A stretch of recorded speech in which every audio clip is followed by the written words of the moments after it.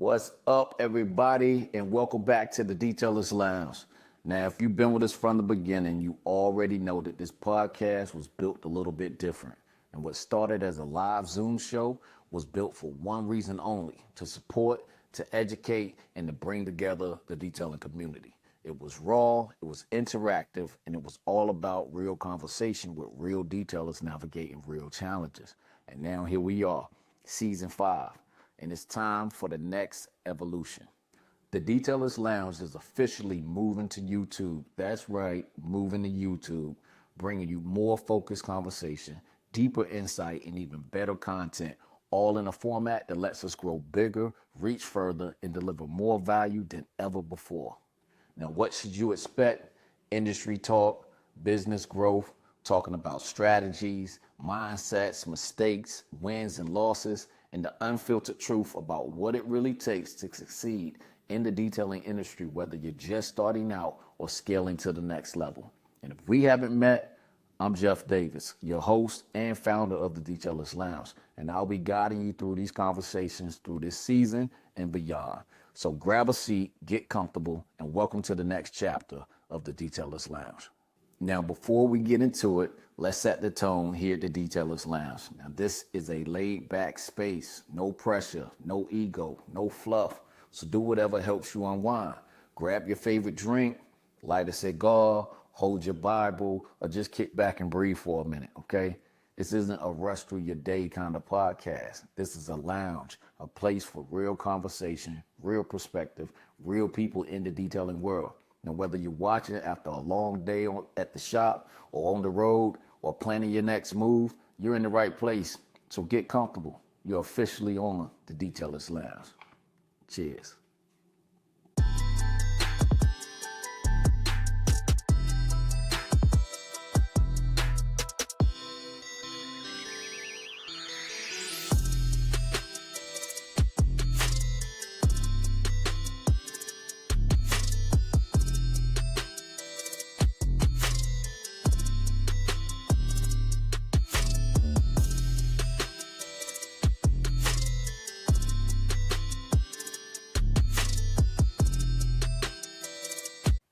So to start off season 5, y'all know I had to do something special. I wanted to shine the light on my big dog, my big homie, my big brother, OG Detailer. So who's better for the first episode than my big homie? All right, we're going to provide a fascinating glimpse, just a glimpse into the life and experiences of OG Detailer. His journey from humble beginnings to becoming a respected figure in the automotive detailing industry is a testament to passion, resilience, and the importance of community.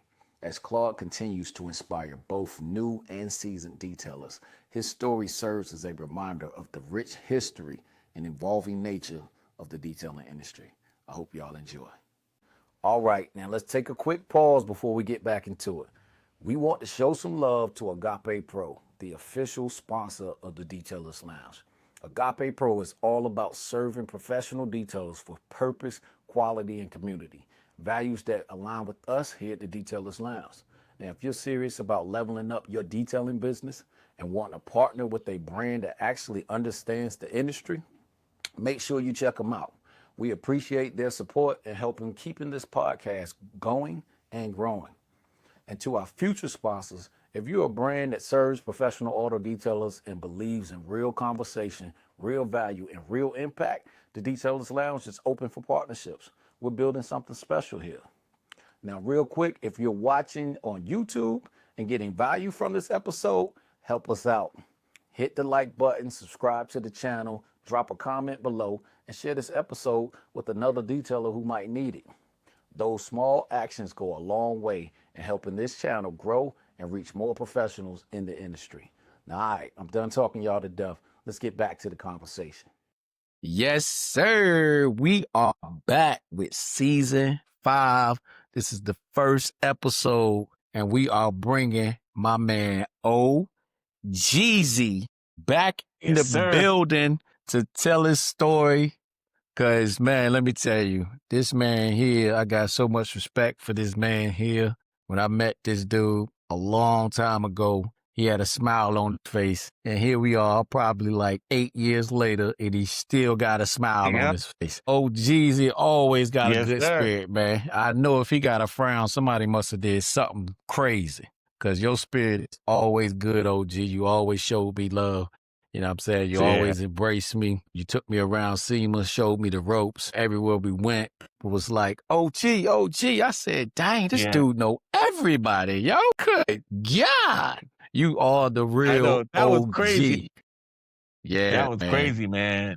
That was crazy. That was wild. But I'm glad that we're bringing in, season 5. And not only that, our first episode, on a pre-recorded perspective versus our live Zoom show and just doing support for all the detailers out there. This is our first time recording and slapping it up on YouTube, and this is what we're going to be doing for season 5. And it's no other person better to drop that first episode than my man, OG Detailer. Let me be quiet before I get kicked out the house. Appreciate you, man. I appreciate you like so much. We gotta bring it in proper. I appreciate. Gotta bring it in proper. And here we go. To you, we big in the homie. Lounge, though. Yes, sir. We in this the is lounge. Detailer's Lounge. This is where we let our hair down, man. That's it. When we lounge, it's like coming in. It's like it coming into that little secret spot. Like when the boys come in and say, "Yo, let me take you over to the spot." You be like over there with the blue lights. And we got the red lights and the blue lights. It's like, no, we going to the back right now. We going into the back. Yeah, that's where the lounge is. It's in the back. Yeah. We'll come through up the in back the front door. It's the other stuff. But in the back is the lounge. We in the back door. Yes, sir. Yeah, that's what's up, yes, man. Sir. So, Jeezy, you've been in the game for a long time. Matter of fact, let me tell y'all, oh, Jeezy, that's the term I make for him, okay? So y'all hear me saying, oh, Jeezy, that's me. I call him that, you know what I mean? I don't want y'all to get, think that y'all can just run around and call him and make up names. His name is OG Detailer. Get it right. Yeah. So, yeah, Claude, introduce yourself and, tell them how you began. Man. So, my name is Claude Harris, OG Detailer, man. And owner and operator of Final Appearance Detailing and Protection. And I've been detailing for 30 plus years. I think it's going on 32, maybe even 32. I think going into 26, it'll be 33 years. On the West Coast too, right? Was all of that on the West Coast? On the West Coast. Wow. And it's crazy because I think that, if history serves me right, it kind of started out here, with the climate and different things like that. I mean, if we really go into history, we could talk about this a little bit too. When I started to find out about the history of Black people in detailing, we kind of, I could touch on it a little bit, but it'll be good for another segment, because once I started to peel it back, kind of find out that we actually kind of started detailing. I don't want to ruffle no feathers, but once I started opening up to me, I started thinking about, and just to touch on it a little bit, Detroit. We was in Detroit, and I started going as far back as slavery, because we was getting the horse carriages ready. We was wiping them down. I'm about to say, who was doing the work? Who was doing? We were doing the work. So low key.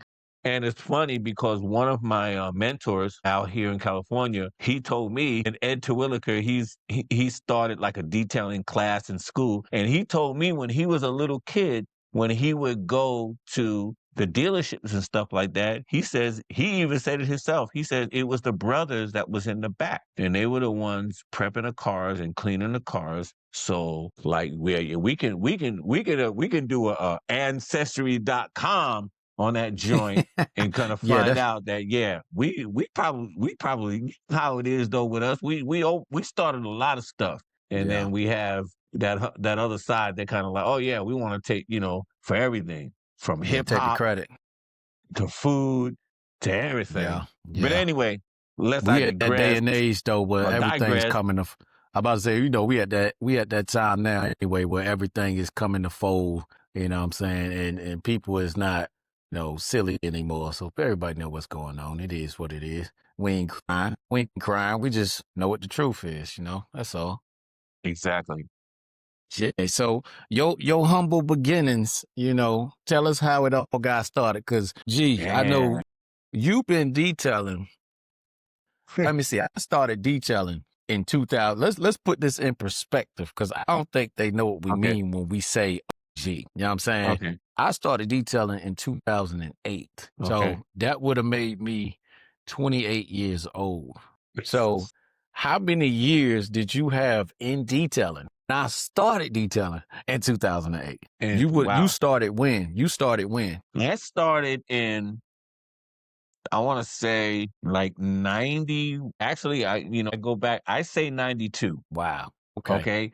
92. 92. That's 16. And That's 16. That's 16 years. mhm, Okay. Oh, hold on. before. No, I'm lying.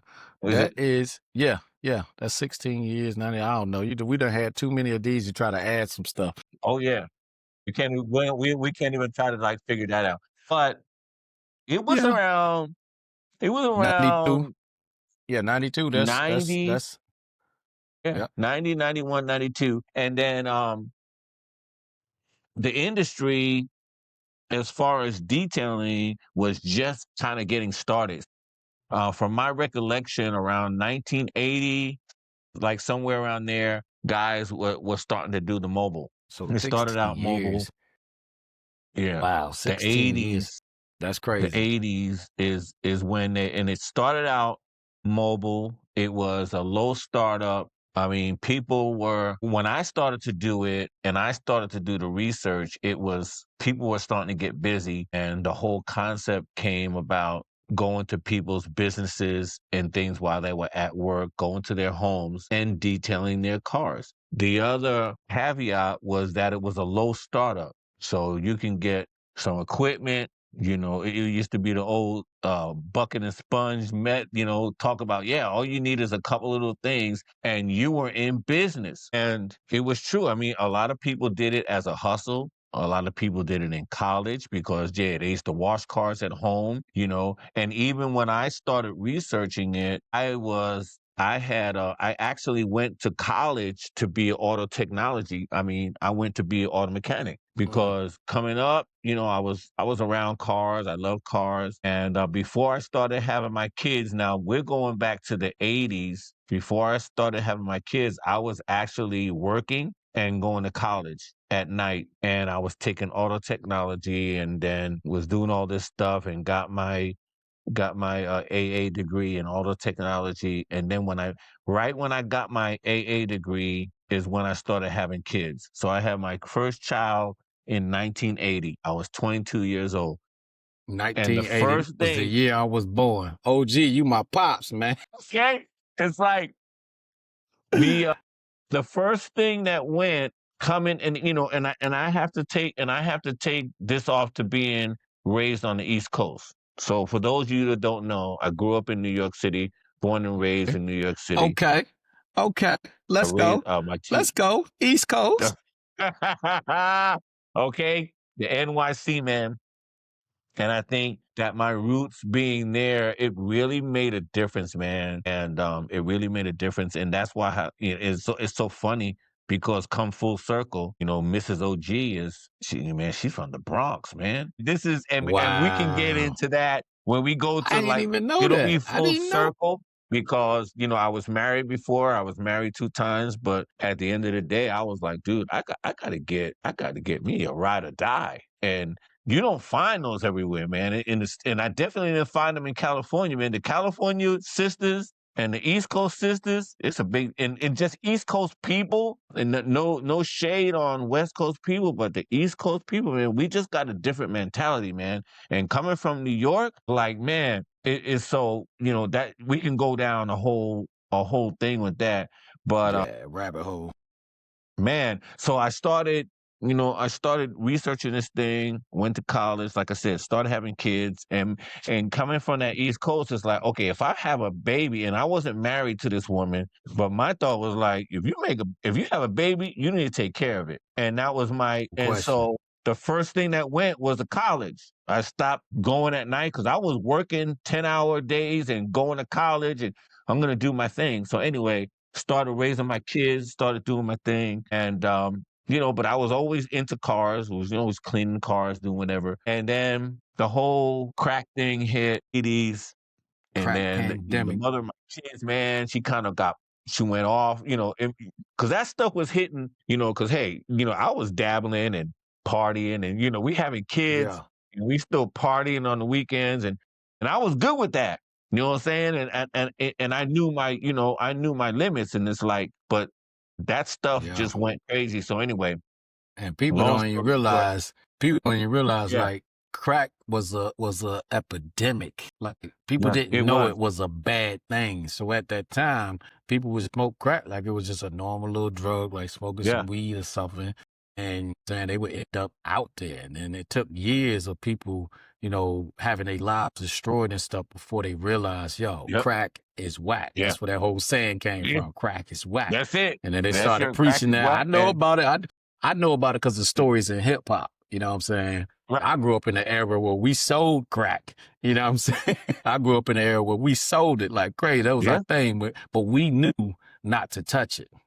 You know what I'm saying? right, We knew not. That was like our rule. Once you yeah, touched man. it, we considered you a That's pluck it. at that point. You know what Yeah, I'm saying? Once you you was no touched it, you good. was a pluck. That's But it. there was an era before us where they didn't know this, but we learned from the era. But just wanted to touch on that just Yeah, because, what I'm saying? yeah, This no, and is that and this that is a hip was hop channel. and that So, was you know, and that was the OGs.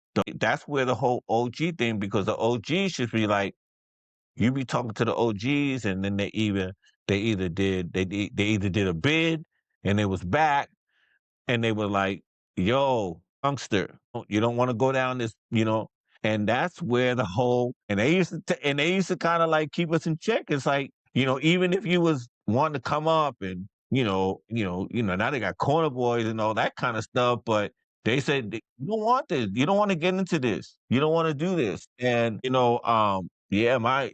mother of my kids, man, she doesn't realize what she changed the whole trajectory of our family. And I mean, we're good now. I mean, my kids are good. I had to send my oldest daughter, when I decided to just kind of like, okay, I need to change my family, being that East Coast family. My sister was the first one because I had 3 kids. I had 2 girls and I had a son. And my sister, like when I decided to pull out, and my mom was like, I'll come down. And then she was living in Long Beach, and she was like, why don't you come down here? And this, and I said, and for a long time, I kept saying, I need to work it out. I need to work it out. That was my thing. But then, the girl, she started going to jail, and then she's coming out, and then she's in for 6 months, and then 18 months. And we going up there visiting her and all this stuff the kids are going through. And then finally, I just like, you know what? I threw up the flag and I said, nah. So moms, she said, come down here. I'll help you with the kids. And right away, my middle sister, she says, send your older daughter to me and I'll help you with her. And she raised her from the age of 12 all the way like through junior high school, even into college. And to this day, my daughter still lives on the East Coast. She was living in Alexandria for a long time. She married a military guy, and now they just moved to Fairfield. Is it a Fairfield? yeah, Fairfield, Virginia. Yep. Fairfield, Virginia? Yeah, it ain't Yeah, too they far got a from nice little Alexandria. spot. They both government, they both work for the government. I mean, he was Yeah. working at the Pentagon, and at one point she was working for the CIA she was Yeah. And working for the CIA for a little while, you That's know? that's So, typical. That is typical. It's only yeah, 3 hours from me. It's 3 hours from me. I'm down in Virginia Beach. okay, I'm down by the Norfolk Naval Station. But you got the biggest naval okay. base in the world. Then you got the Pentagon, the CIA. You got Langley. You got Yeah, all of that right here. You know what I'm saying? yeah, Everything's right here. yeah. So working Cause for I the got a CIA, cause I got a boy FBI, all of that. in Hampton, Virginia, and Okay. he was at Langley for a while, and Yep. that whole that Yep. whole thing. And Langley's the Air Force Base. Yeah. so, I was able to kind of get back on my feet and, and I was trying to find a job. I was going through this and this and that. And during that process, I found God and it really helped me kind of get on course with my life and my kids and my children. I was a single parent. I was trying to make it happen. I didn't want to be up under mom's.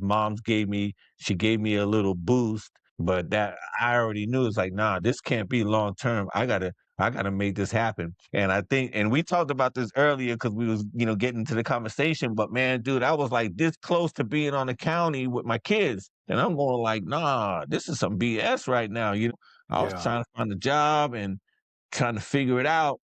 And my mom's was like, why don't you go back to school? Because I tried a couple of little computer things and all of this other kind of stuff that was going on at the time, going to these UTI, all these little schools, Hmm. and it just didn't work out. And one day she said, why don't you just go back to school and like, take some classes or whatever. So I went to Long Beach City and took some general courses and I was just trying to find my way. And then one day I was walking past the counselor place and I saw business and I picked up the paper and I looked at it and they happened to have a class for introduction to entrepreneurship. And man, that's where That was it. I That went was to the it, huh? class and like the first couple of lessons, he kept saying, yes, a lot of people start businesses from hobbies. And I was like, well, shoot, I don't like messing with cars, always, and then I don't know how the whole cleaning thing came, but I was like, wait a minute, I don't know how that really like the mobile thing, but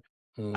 they teach you in the class, to do a little research and do the demographics. And man, I started looking at how many people had cars and how many cars. It was like 2 to 3 cars per family, and people were getting busy. And then I researched the mobile, and it was like a low startup, and people were getting busy, and there it is. So I started off. I had this car that my aunt gave me for $1. It was a '79 Caprice Classic. And I put a water hose, a vacuum, and I got in a some crates with in some a products, Caprice with some Classic. towels, and I went, wherever it was. Back then, they didn't have too many detail spots, so it was AutoZone and all of them places trying to find all these little products, to get So going. And man, I how started how going. It started to take off. how was you At the washing time, and I was, rinsing? How was you washing and yep. rinsing at that time? Did- So Y'all I won't putting was like pressure washing. washers in the So I car, would was you? go to places. I would go to places that they, I just told them I had my water hose, so I would hook up to their water and their power. So at the Okay. time, it wasn't the tanks and the pressure washers, and All that stuff. nobody was Oh, really kind of rocking dang. like that. It was only like, the This people that is were doing the pressure washing, they were mostly doing the sidewalks and the awnings. It wasn't mm, even like a thought of having that like in the van. yeah. And so I did that for a little while, and then I started doing research. Then I wound up getting a van because I said, hey, if I'm going to do this, I'm going to kind of like, let me see what's up. So I got a van, got a little water tank, got a little system going, got some, I started working at myself, and then I started building up clientele. I started having some fleet washing and some regular customers. And it was going good for maybe about a year and a half. And then I was like, man, dude, I'm gonna be a car washer, man. This is like, and there was nothing wrong with that, but it's like I want to be a detailer. I got in this to be a detailer. I want to detail cars. I don't want to wash cars, even though that was the bread and butter. And I Salute to think the that me detailers. Salute to the taking detailers.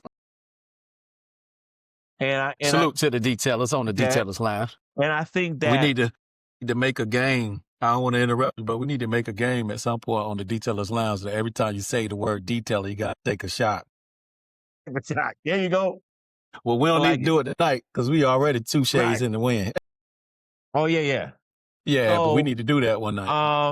yeah, so it was that kind of stuff that really had me thinking, and I was fortunate enough to take some business, got an AA degree. Wasn't looking to try to get too crazy with it. Got an AA degree, and it kind of helped me think about like what it is that I was doing. And the fact that I couldn't, I mean, it was really up and down. I mean, I noticed right away it was like this. And it was like, okay, I need something more steady. I need benefits. I had kids to support. So it's like, this is cool, but that's a lot of car washing. And then unless I get a loan and I get some trucks out there and they're taking care of the fleets and these are taking care of this, and then some of them are taking care of the detailing. And that's the other thing. Two things that kind of discouraged me. One is I really couldn't, once I started getting the fleet accounts, I wasn't able to take care of detailing. So I Too wouldn't get the busy. detailing all the time, but when it came, I was trying to fit it into the schedule. So I would be like, losing money or, trying to figure that out. Today's episode of the Detailers Lounge is brought to you by Agape Pro. If you're great at detailing, but your website, CRM, or marketing feels like a mess, Agape Pro can help. We specialize in helping detailers look professional online, capture more leads, and follow up automatically, so you stop losing customers you already earned. If you're ready to grow your business instead of chasing messages, check out Agape Pro and start building a system that works even when you're not.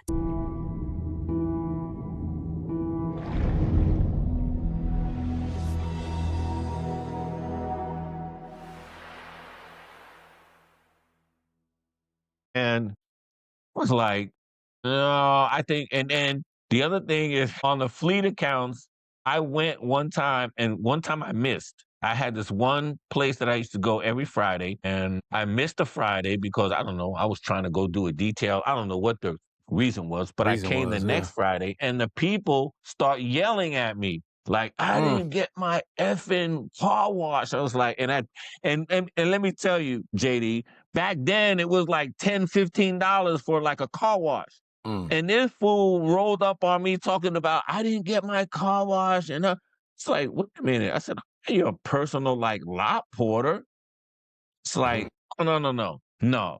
This is some BS right here. I was like, nah. Yeah. And so I had these things really kind of pushing me. And so I had to pump the brakes a little bit.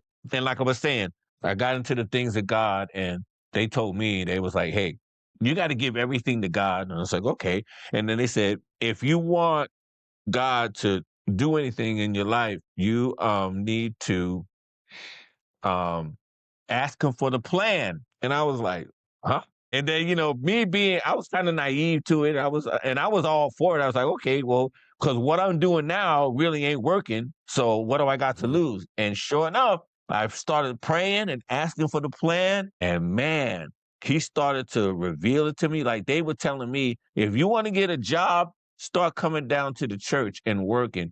And that's what I did because I didn't have nothing but time. I was going down to the church. I was opening the church. I was vacuuming. They had a school. I was cleaning. I was going there on Saturdays before service to prepare for Sundays. And God really started opening Working doors on for you. me. Mm-hmm. And then I finally figured out what he was showing me. And he was like, look, son, he says, get you a good job with benefits and everything so you can sustain your family and build your business slow. That's what I heard. And I was like, and I started on that track. And sure enough, 30 something years later, it's the best thing that I ever did. As you know, in 2025, I retired from a job with a pension, okay, Social Security. And I was like, I used to tell people, I said, dude, I still sometimes have to pinch myself that I worked somewhere long enough to get a pension. I mean, pensions are unheard of like now. And I thank God that he showed me is like, look, you could take advantage of this. And it was all about working and it was all about grinding. Because once I started, because it was a night job and it was a graveyard job. So I would work all night and then I would come home and detail during the day. And once I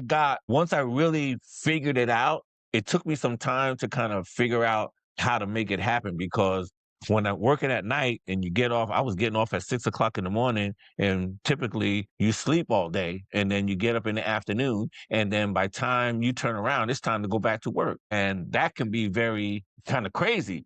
So I said, well, I I'll do the started to same really thing get over into and it. over And again. yeah. and your sleep pattern, because we're not nocturnal, all of that. And over time, I started to analyze it. I started to say how much of this is mental and how much of it is something else. And I really started to kind of look at, things like, hey, when you work a regular 9 to 5, you don't come home and go to sleep. You have dinner, you sit around, you watch some TV, 10, 11 o'clock, you go home and, rinse and repeat. So that was my mindset. I said, okay, when I get off, I'm not going to go to sleep, because you go to sleep. It's like I said, by the time you wake up, it's time to go back to work. Long story short, I really started trying all these different ways. And I was coming home from work, going to the gym, working out, doing everything. And then I would go to sleep at 11, 12 o'clock. And then it started to come around to me, and it's like, wow, it's like I was feeling a little better when I was getting up for work. And then I found power naps, and oh my goodness, it changed my life. It changed my life. Yeah. So now when I would get home at 6 o'clock in the morning. I would sleep till 9:30. I would not set an appointment no earlier than 10:30. But guess what? The first thing that went was the car washing. I didn't have to do car washing anymore. Mm. Now I went out and I did detailing. And then it just really started to unfold. So when I was starting out in the detailing and just trying to find myself, I went to McGuire's. That was one of my first places because it was there. It was in Southern California. It was a place where detailers were meeting, and they kind of shunned me, like low key. They kind of shunned me because when I went, I was trying to get information. And when I went, they were like, "Oh, hey, so what do you do, man?" And I was like, "Well, I'm doing mobile, but I'm doing it part-time." And the first thing they would do is they would turn their head and they were like you're not a detailer, bro. If you're only doing it part-time, you're not like a detailer. They were And looking down. They were looking thank down God on for God part-times. and the Yeah. God that was in me, because I was like, okay, well, that's cool. I just went to the next person. And mind you, it was a lot of people of, the other persuasion, and it was cool. There wasn't a lot of us in there. Okay. So I was like, okay, then you don't want to share? Cool. I'll go to the next guy. And that's what I did. And some guys would talk to me, some wouldn't. But God told me, the other thing he told me, he was like, when I experienced that, and he told me, he said, look, son, he says, work on your skill set. That's what he told me. He said, work on your skill set, and it won't matter if you're doing it for an hour or if you're doing it for a living. But if you have the skill set, then it'll change your life. I was like, okay. So what I did, I went on a quest to get educated. So I was looking for everything, every seminar, every training, Everything. every free, whatever it was, I was on a quest. And sure enough, it started opening up. I was finding, and that's when I found the guy, Ed Terwilliger. And he's the one that had a detailing class at a adult education high school. He was doing it at night. He was from the paint and body thing, and he was starting his own thing. And then I found out at it, and it was like 11-week course, and it was like $50 for 11 weeks of this detailing. And I was like, $50. man. So I went and I got involved in it. And then I met this couple, a husband and wife couple called Sid and Kathy White. And they had Winner's Circle. Their business was Winner's Circle Detailing, and it was at the Winner's Circle. So they had like the Winner's Circle flag. He had this nice. He took a coffee van with the van front, but then the box in the back, Yeah. and The they box. converted it into a detail Yeah, they van. call that a This box dude truck had his now. own little. This dude had his own little bathroom, and then he designed a generator from a motorhome, and he made his own plugs on the outside. He had outlets on the outside, and it got painted 120 by, volt I think it outlets. it got painted by like one of the hot rod guys. I think it might have been Chip Foose or one of those guys, because they were into the hot rod scene. And that's how I got into the hot rod scene. So I went to the class, and And my mentor would have these kind of people coming to the class, like showing them what they do or what you can do. And they rolled up on me and they was like, "Hey, have you ever heard of SEMA?" And I was like, "Nah, what's that?" And he told me, "Oh, it's a specialty equipment thing, blah, blah, blah, blah, blah." And he said, "We go every year and we detail cars." And man, my man took me under his wing. I never remember, Sid White took me under his wing and they invited me to SEMA. And bro, it was like, what? I Yeah, was and that like, makes I sense because see, you're right that's how there. y'all doing this, You're bro. right there in And this is LA, it, right? So you're right there in LA, and huh? that's how far of a drive to SEMA to Vegas. What's that? How far of a drive is that from LA to Vegas? It's about maybe like 200 miles. Okay, so It's about about 3 200 hours. miles. Yeah, 3 it's hours. about So 3 hours. On a good day, wasn't that bad. And they were like, "Yeah, so every year we go." And they invited me to go and they were paying my room and board. We were having like state dinners and we would go like literally like 4 or 5 days before SEMA opened. and And what year was? these cats was driving their cars in on trailers. Some of them were Mhm. driving them, depending on where they were coming from, Arizona, whatever. And then a lot of them came in on trailers. Dude, we were doing like 65, 75 cars. You They remember what had the year this whole was? You remember huh? what year this was? Do you remember what year this was when you This started going? was, bro, this was 1997, 96. bro. Let I me was tell you, 16 years old. I You was got some, already hey, going to SEMA. Jeff, And Jeff, they I don't know why got we some call you pictures, OG. bro. I got some pictures of SEMA where the convention center was just like, it was like a box, dude. It was like only so big. The outside now, if you would see the outside then and then the outside now, I'm gonna find some of them pictures, man. You want to talk about something retro? I got pictures of me next to the McGuire's.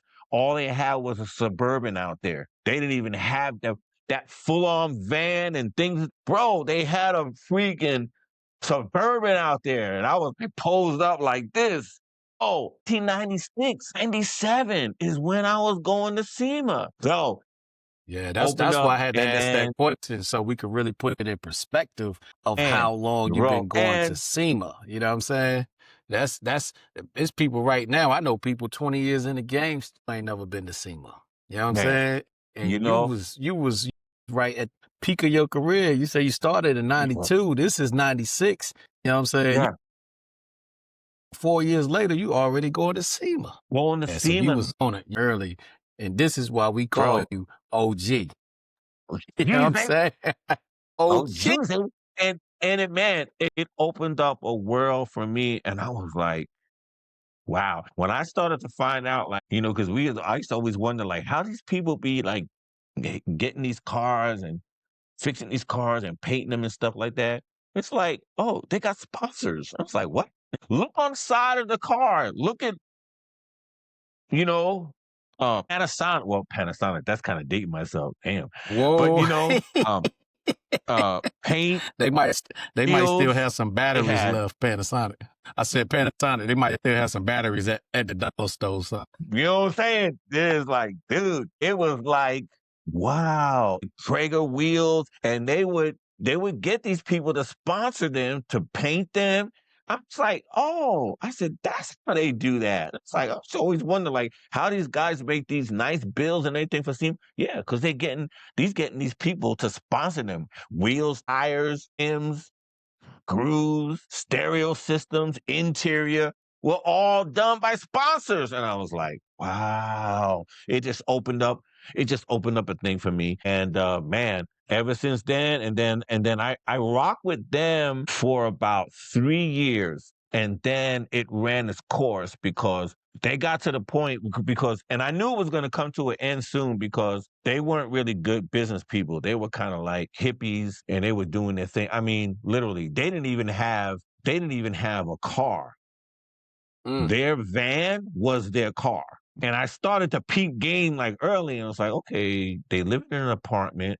They have this van, but they don't have like regular transportation. So I was like, what are these people doing like with their money? And I started to really like peep game. Like, what are they doing? Where's the success? What did you, and I'm going like, and so I just said, okay. So I just kept rocking with them.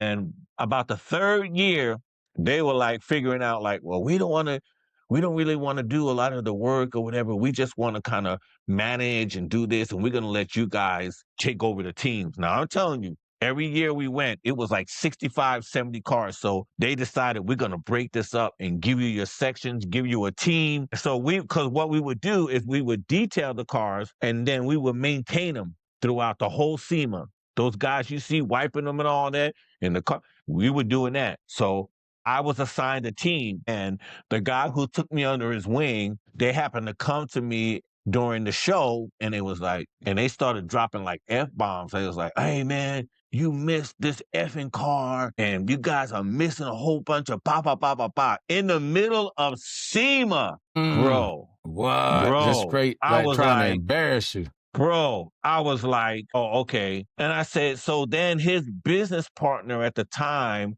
he was seeing what was going on. He says, hey, Claude, let's make a run through your thing. And that's okay, no problem. Because I know. And I think we might have had like 20 cars. They split it up. I had 20 cars. I knew exactly where they were, and we hit every one. He walked me through that thing. We hit every single one. I had like 2 other guys with me. We hit every single one. Came back. That wasn't enough. He wasn't like, and ever since then, it went kind of down. And then that's when I knew, I said, it's time for me to go. I done got what I needed to do what I needed to do. I know how to get into SEMA. And then sure enough, the next year, I came rolling through, had me a little shirt and everything, and I saw them running around, and they had, of course, they had the sour taste in their mouth still, so they were running around doing all this stuff, and I'm here enjoying the show, because that was the other thing. You couldn't really enjoy the show when you was doing all that work. I found out how to get into SEMA, and that next year I came, and I was like, yo, what's up, man? And they were, yeah. And so that was a story of that, and the rest is freaking history, man. It was like I started connecting with people and talking to people. And the So one thing now, that I really started to do was I didn't want to get caught up in their game. And their game was like a lot of ego and all this other kind of stuff. They they on a whole nother level when it comes to stuff. And I just stayed out of that. I used to always say, look, I'm just here to have fun with this, meet some people, and just detail cars. I just want to have fun with it. All this other kind of stuff you guys talking about, I don't want to be tied up in that. And thank God that I did, because I tell you, man, my record, and as you know, and as you see the following, it's squeaky clean, man. You can mention my name anywhere in the industry, they can't say one bad thing about me, because I stayed out of that. And I didn't, and it was after a couple of years I started to realize that I'm making a path. I'm pioneering a path for our people, because as you know, it won't many faces. predominantly, you know what I'm saying, and it's their game, and they're only going. And I used to, and it's so funny, even when I met Kenya and people like that, I used to see him a long time ago. And I used to, every time I saw a brother or something, I was running up on him, like, here, give him a card. Give him the card. And going on like, yo, man, they're not going to give you everything, bro. That's just the way, that's just the nature of the freaking beast. It's just like, we need to get together. We need to do, and this has been my plight. And we're here now with things like the Detailers Lounge and the commission. And that's my plight, is to like, yo, we need to rise and conquer. But I look back and I thank God that I blazed the path that I did. And because I was like, I would tell guys all the time, it's like, this is the what what they have. I'm thinking of the word, but it's like, this is the prototype of us. Is the OG detailer, is like, this is what we need to do, and this is what we need to carry on for those coming after us, the Jeffs and all of that. And that's why I used to get upset a little bit when I used to see guys on the on Facebook or whatever, especially when the social media came out. And they were dressed all kinds of ways, man. They had the J's on, they had the shorts kind of sagging a little in. I'm going like, okay, that's good, Yeah. but you're going to someone's house. You need to be professional. You need to Yeah. have that professional look. You need to be clean. You need to, that it's cool, but you shouldn't be out there with a wife beater on and Right. doing somebody's car. And I wanted to keep that excellence because we need to have that excellence. And you know, and it's just like any other thing, whether it's tennis, football, basketball, we always, as a people, we always have to go above and beyond in Question. everything that we do. Our excellence has to be so. And I think about that because one of my really, really dear friends that I did a lot of his cars. He was a Cadillac builder. So he restored the 50s and 60s Cadillacs. His name is Calvin Jones, one of the best in the business. Matter of fact, that Continental that I did, I just did a Continental for him. Now, and that was kind of a little bit out of his range because he's used to doing the Cadillacs. But anyway, he used to tell me all the time. He called me up. He said, Claude, just remember, man, we're going up. You know, we're taking this, you know, the white boys is going to be there, and we got to take it to another level. We got to take it to another level because we're going to come because you know they got this thing like you know can't nobody really be as good as us, and it's like well no that's not true. You know what I mean? So he would even in his industry. I mean you know restoring cars. You know how it is. It's like no that's you know they think it's their world and Yeah. it's not like that. You know what I mean? Yeah. So Yeah. Real talk. yeah, man, it Yeah. was something to build and you know, on that same point, as I think of what I'm getting ready to get into now, and we'll talk about it too, is that I used to always like kind of like wonder like how come nobody ever calls me for anything? You know what I mean? I mean, you've seen my travels as you know, I had a couple of people, Arrow, they gave me some love, Pro gave me some love, people here and there, but you see the industry and you see like they could call me for that. But, you know, they do The what they do economics. and Mm-hmm. Yeah, I they was gonna do what say they the do. economics. They call their When friends and it's cool and it's all when good. this But it's so funny because I look back at that and I was like, actually it was a blessing in disguise because what I have on coming on for me is like, wow, I can do this and not really be tainted. Because, you know, and we talk about this all the time. We've seen some people and they go from place to place to place to place. They're jumping over here. They jumping over here. They going next 1 year they're working for Rupes and next year they're at Max Shine and then they're at Buff and Shine and they're all yeah. over, you know, kind Next of like low key getting like pimped out, next thing you know? next thing you know, they a prostitute. Yeah. You know? Let's call it And what it is. You're getting tricked out, bro. and it's No like, backbone. I'm really grateful that you know when I see it now, it's like, well, maybe that wasn't really the path for me, and I see it now more than ever with you know what I have in front of me right now. So, but yeah, from the humble beginnings to SEMA, once SEMA was opened up to me, it was something, man, and it's so funny because I look back because they used to call me once I got hooked up with them. They used to call me to go to big time hot rod builders to help them. Anytime they had a little job or whatever, they would call me. The guy would like literally. I did like so one of the biggest wheel builders. He's called Boyd Connington, and he was a big time wheel builder and hot rod builder. And they used to call me and say, "Hey, can you come and help us?" And when I would get there, I got some old school pictures too, bro. I'm gonna have to like send you some pictures and then kind of do like a freaking thing. And it'd be Yeah, like, man. bro, it'd be like, We and it'd slap be them up like, on the and I'm website. talking, and I'm talking about, you know, everybody knows Chip Foose. Okay. I met Chip Foose when he was working for Boyd Cunnington and making designs and stuff for him before he got famous. And they would call me to come work on a hot rod, and they would hand me. Back then, it was like a terry cloth towel, wasn't no microfiber, a terry cloth towel and some metal polish.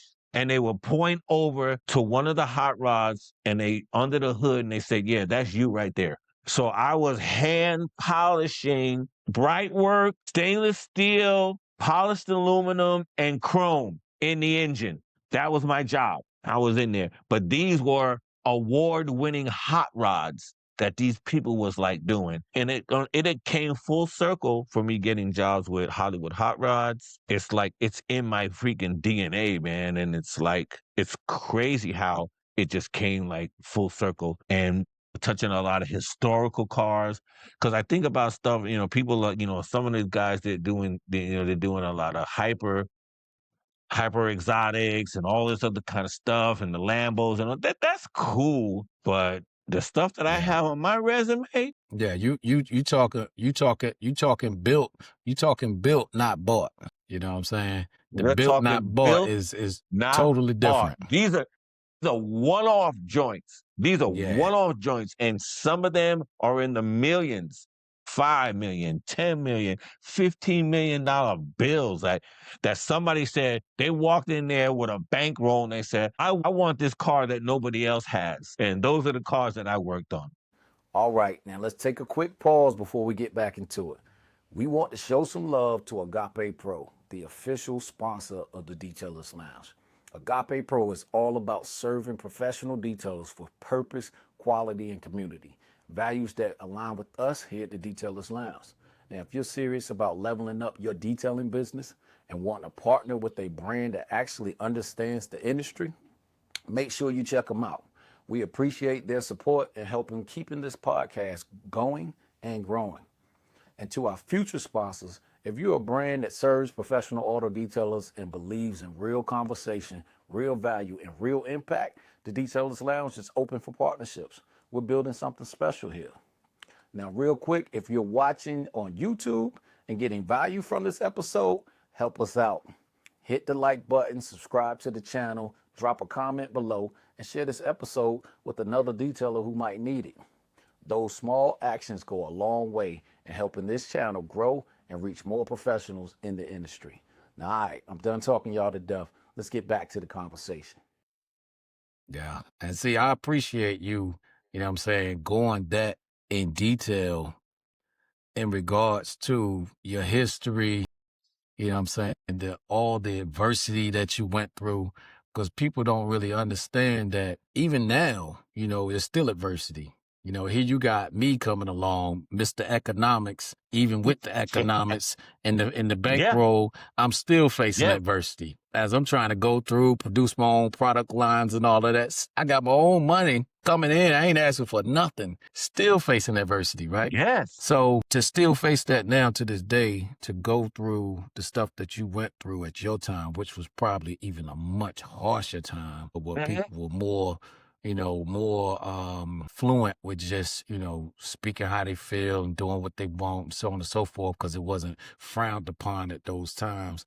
You know what I'm saying? For you to go through all of that, that's why we call you the OG. You know what I'm saying? Because you paved the way. You faced it. You faced it with excellence. Yeah. Never lost your character. You know what I'm saying? Never got out of place. Nothing. And it's great now that you're getting the chance to tell your story. Tell your side, you know what I'm saying, and tell your perspective. It really, I'm glad. really is. And then you hit it on the nail with you're absolutely right. I think about the pioneering, the blaze, the trail that I believe. It's so funny because even coming up, I remember one year, and I think it was the year that I was at the Aero booth, right? And there was this cat that rolled up, and Miss OG was there at the time too. And this brother, I don't know what he did, but he was like, I'm the OG. And I was like, who are you? Where'd you come from? Do anybody know you? It's like, bro, you don't know. You haven't did your homework yet. You haven't done your homework yet. And I kind of let him. My wife was good, and I just kind of let him. I just heard him say it, and I was like, bro, don't nobody know you. You might be an OG in your little world, but you're not the OG. It's like in the industry, it's a presence. It's a thing. It's just like you were saying, and it's crazy because my boy back in Georgia, Chris, when he came, I think it was like 2019, he came to SEMA. And he got the same thing. He's like, damn, OG, everybody. And I was like, bro, it's like there was a time where they wouldn't give me the time of day. You know what I'm saying? But the respect, like they were talking about, respect is earned. You have to build a respect, and Yeah. And it and comes over time, man. And that yeah, takes strength, yeah, you know what I'm and it saying? was And like, fortitude and integrity. You know what I mean? You just got bro, to keep pushing. So, yeah, that's why I yeah, salute you, you know what I'm saying? And I seen it. I see respect now.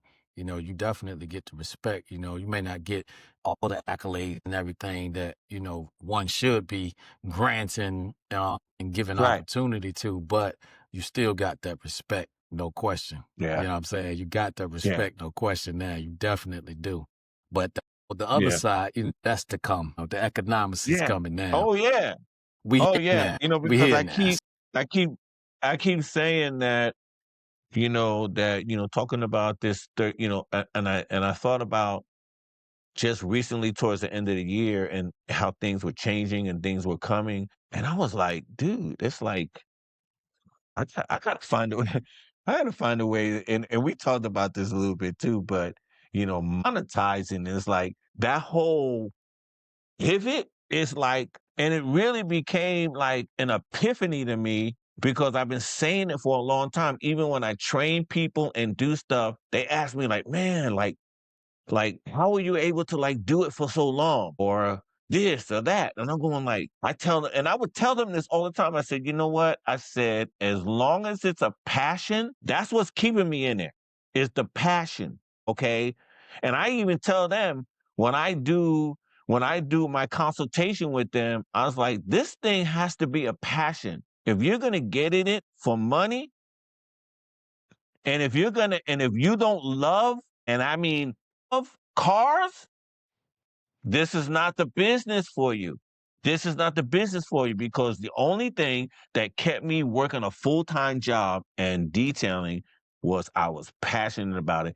I used to I remember days where I was tired, but when I would think about I got a shop to go to, I got a car to work on. I have all of these different like flexibilities. I was telling people, I was like going crazy. I was like, dude, I got a W-2 and I got tax write-offs from my business. When I was doing my business, when I was mobile and making that transition to coatings, dude, I was writing off my garage, my office space, my Wi-Fi, part of part of my house taxes, whatever the case may be, I was bouncing between both of them because I had the best of both worlds. I had when Oh, I started to see that, I was like, dude, go ahead. yeah. Speaking of that, we didn't clarify that.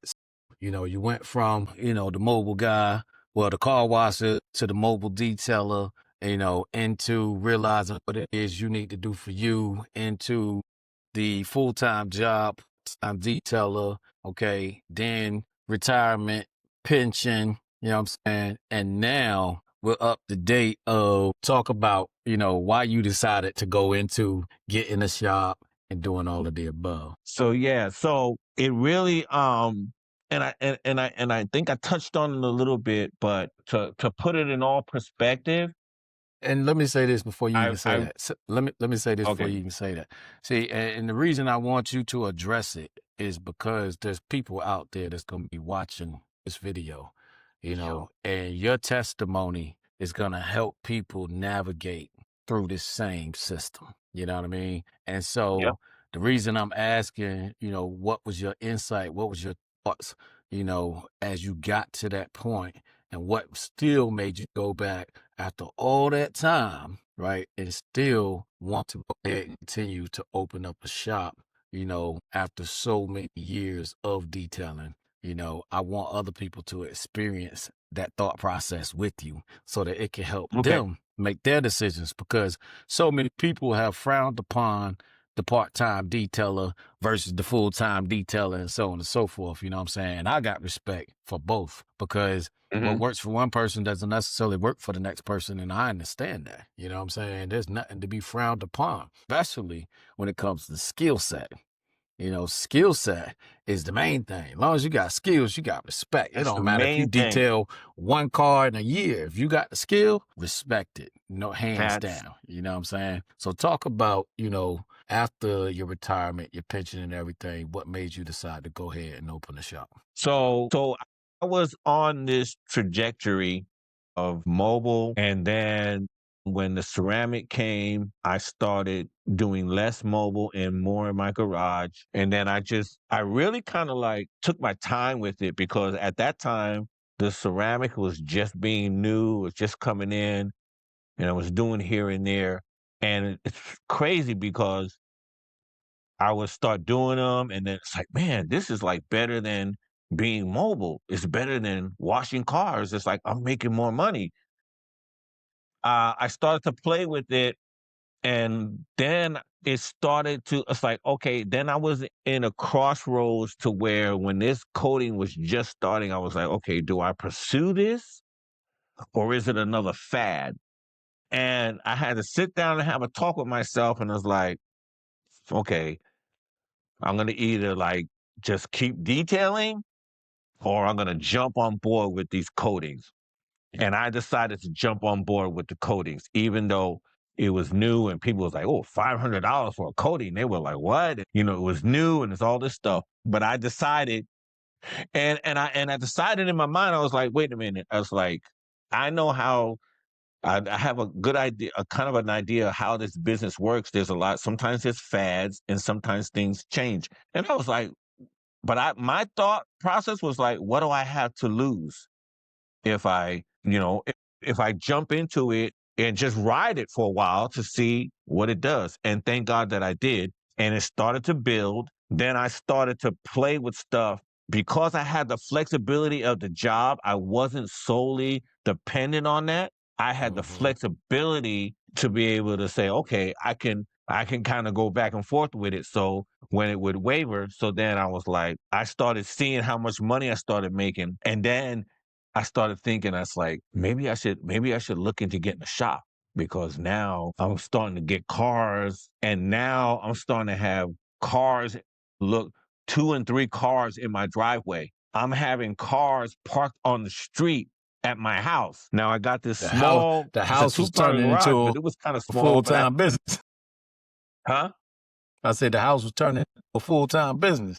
It was starting to turn into, and then I was like, okay, it's starting to get a little busy here. And then stuff started to creep in. Like, people would ask me like, oh, where's your shop? And I was like, well, it's at my house. And I was like, oh, okay, well, I'm not going to bring my Lambo to your house. I was like, okay, well, that's up to you.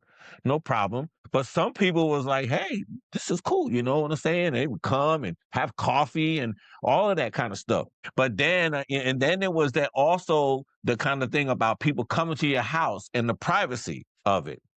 People coming to your house, they know where you live. Yeah. That started to kind of like, okay, what am I going to do with this? So then I had to kind of like, okay, I'm going to take it to the next level. So then I started researching shops. And at that time, they didn't want anything to do with any cars or anything like that. So I had to get my lumps, so to speak. And I got a couple of people, realtors and all that. And then one day, this one lady told me, she says, what you need to do is stop saying that you're detailing, and you need to give it another name, because when I say detailing, the first thing they think about is washing the cars and ruining their floors, and all of that stuff. So then Carpet cleaning. I came up with aesthetics. I said, no, I'm going to be doing aesthetically on the outside. I'm going to be doing this, doing that. And then I would go out and, they would say, oh, you need this and you need that and you need this.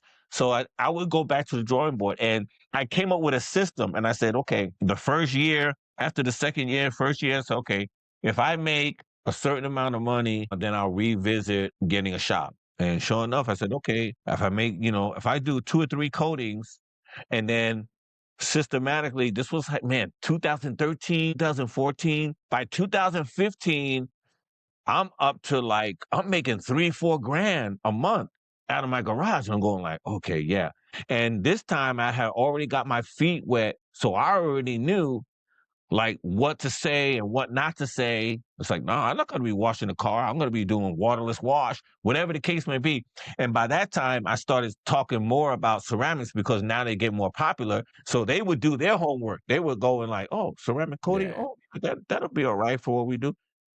And 2009. And so at the end of 2018, I said, you know what? I said, 2019, spring of 2019, I'm going to get my shop. Sure enough, June of 2019, I got my shop. It's been 5 years already, 6 years already. I'm going on 7 years this year. Yeah, Dang. yeah. Seven's the number It's of going on 7. completion. And so I It's moved, the I big got the breakthrough year. shop, and then, and this is all like the progression is crazy. So I went from mobile, washing cars, to only doing details, to, and meanwhile, I'm buying a house, I'm getting a house. So now I'm in the garage. That's another phase. Then I went to the shop. Now, it started to change for me in the shop so 2019, that's right before the pandemic.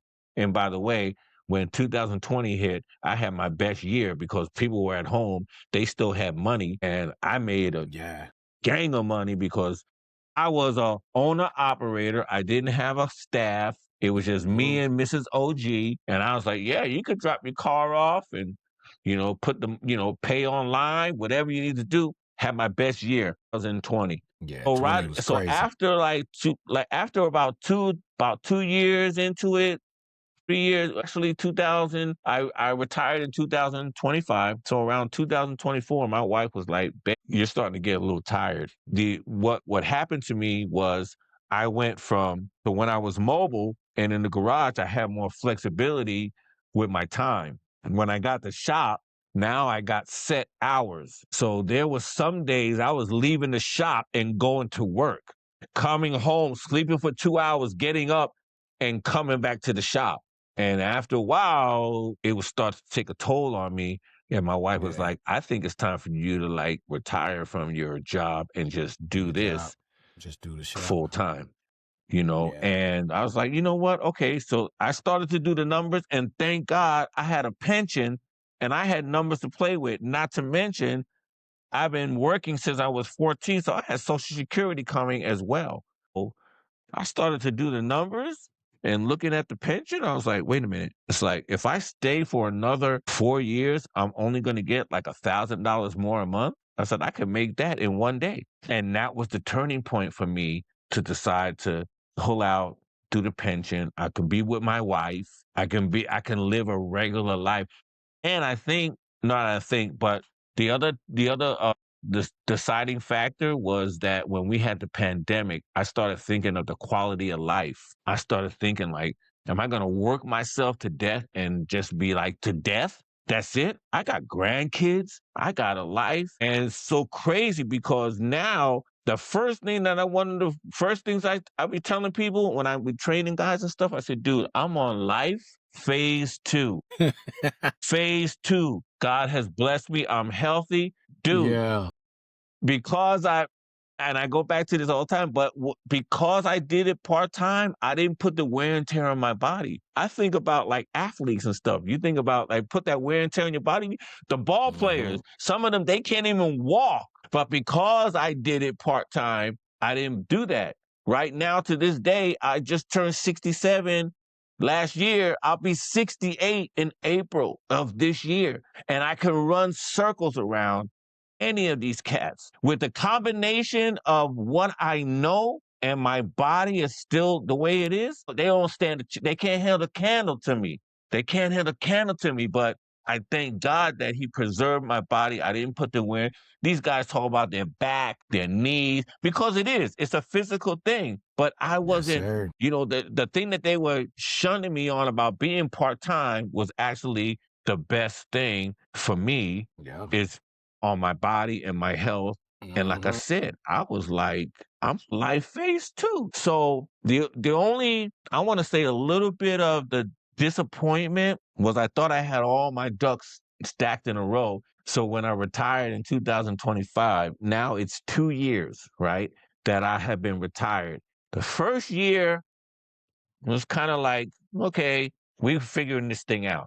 But last year, The second year, that was when I was funding, keeping the business open with my retirement, not with the whole thing, but part of it. I was like, wait a minute. And then to kind of bring it all together, basically, I figured out it's time for me to get out of this part of the industry. It's time for me to stop detailing. It's plain as day, especially with the ventures that I'm going in, the things that I'm doing with you. But it's like when you're like doing it, when you're the owner operator, you're just going and you're just like doom. A workhorse. And I was like, because I even remember saying this to some people or some of the like trainees and people that are trained and stuff. I tell them all the time, it's like, dude, I'm doing this because it's a passion, and I'm going to continue to do it because it's a passion. The day that it's not a passion is when I need to get out. And literally, I kind of like, whoa, it's here. It's here. It's like, what, Jeff? I was standing in the back of the shop a couple of weeks ago. This must have been about a month ago, and talking to my friend, and he's talking about, yeah, we can, I said, man, you can store some cars here, and I'm doing all these changes, and I keep talking about pivot. I got to pivot, man. I'm pivoting, My man was like, I was standing in the back of the shop, Jeff, and I was like, I'm 67 years old, and I'm still I'm not demeaning, I'm still washing cars, and I'm still working on SEO, and I'm working on Google.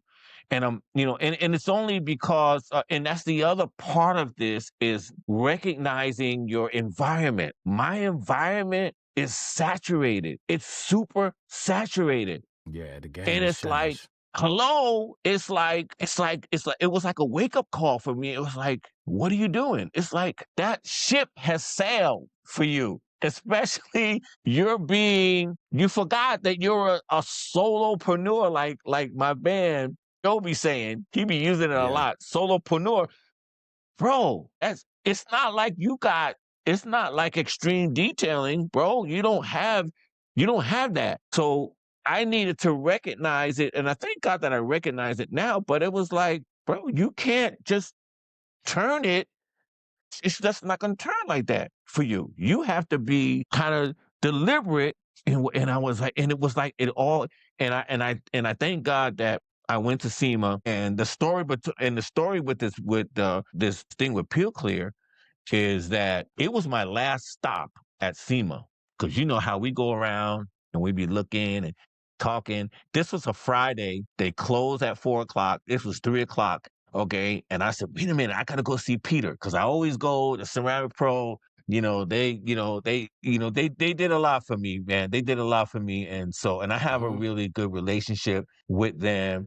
And I was Yeah, like, salute go see, to I go and Ceramic Pro. see, Yeah, got respect. go and see I got those, respect for Ceramic Pro. No question, man. Hands you down. know what I'm They saying? love their business And models, everything. yeah, and exactly with their marketing and everything. I mean, it's been, and I and, you know and I've created a relationship with a lot of those people, and man, and it's literally getting ready to change my life. And just a simple talk about certain things, and it's gonna change the whole trajectory of what it is that I'm doing.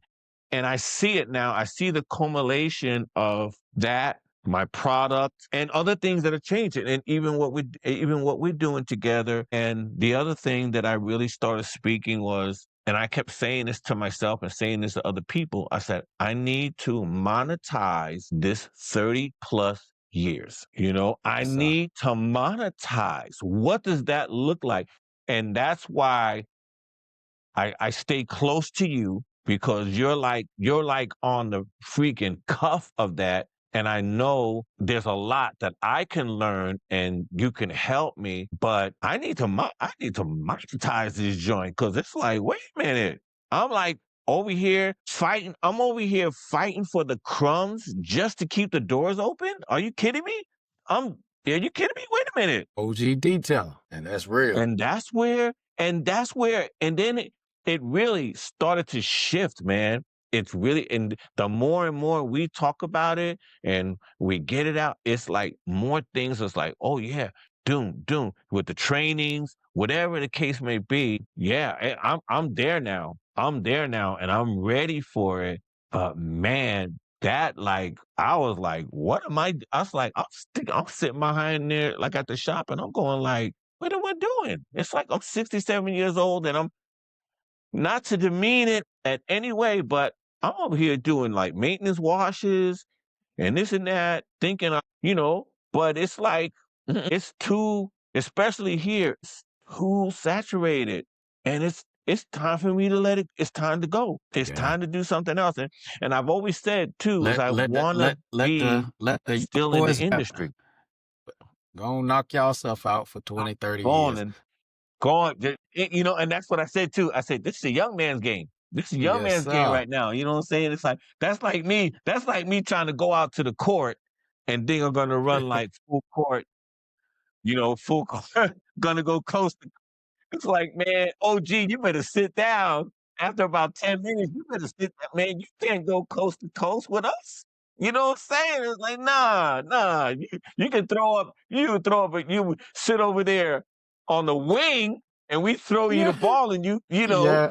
kind of let it go, but that's about it. But yeah, you ain't coming down playing no D or nothing. You know, I'm a hooper You too, ain't so playing no D or nothing, bro. You just like waiting down there in the court.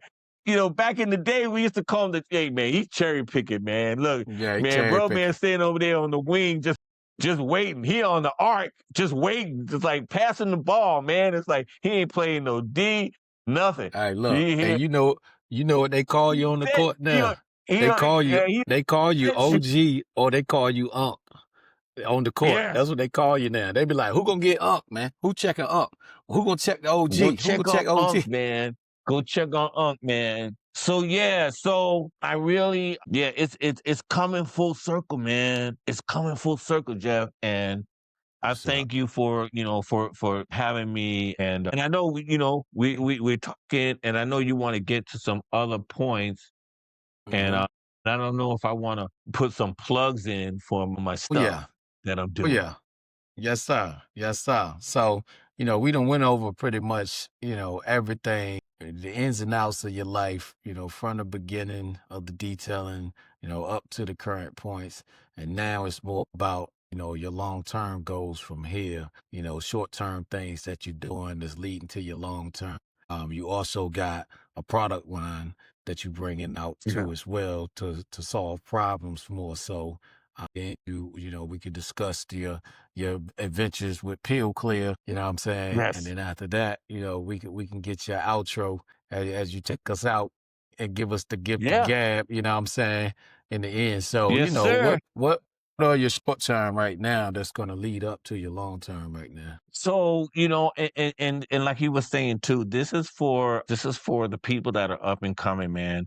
It's like, bro, you have to work on think even in this, and one of the things too, I want to go back to about that that I wanted to say when we were talking in another segment about this industry. The one thing that I want people to understand about this industry and I used to tell this to people all the time. I tell this to my students and things. I said, the beauty of this business is you can make it what you want it to be. And what you do is you have to find out how it fits for you. I don't know how many True. industries is like that, but if you want to be a fleet washer and then wash UPS and Amazon trucks, dude, you can make a crazy business out of that. Mhm. Okay. If you want to be the PPF expert or if you want to be just working on hot rock, there's so many different things. And I feel that that's one of the things that I did. I decided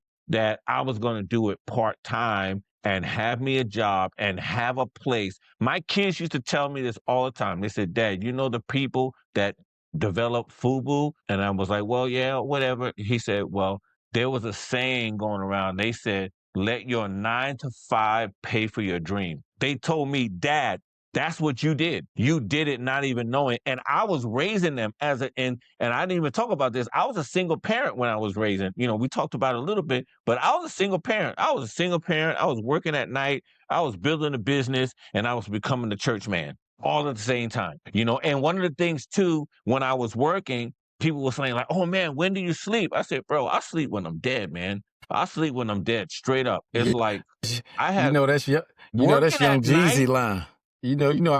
I call you OGZ, and that's Young Jeezy line right there. Is it, man? I It's sleep when I like, die. come on, man. I was like, when I got that night job and I found out that I can do something else in the day with the hours that I got, and I was like, I tried to, and I tried to stay healthy. I was working out. I was trying to do whatever, but thank God. I mean, I'm still here. I don't have a lot of complications and things that are going on. But my kids are straight. My son is straight. My daughter is straight. You know what I'm saying? They're good. They were latchkey kids, man, but they didn't really miss out on anything. You know what I'm saying? We all, and I think coming up, I used to tell them this all the time, and it's like, your grandmother had this, and then I had this, and now you guys have this. We were unfortunate that they didn't have their mom, and that whole thing. We were in that single parent. The dads leave. It started with my dad. My dad left when I was 8, and so my mom was a single parent. And I think even on that video, I was talking about how my mom, she picked me up. She picked us up from New York, 4 kids, man.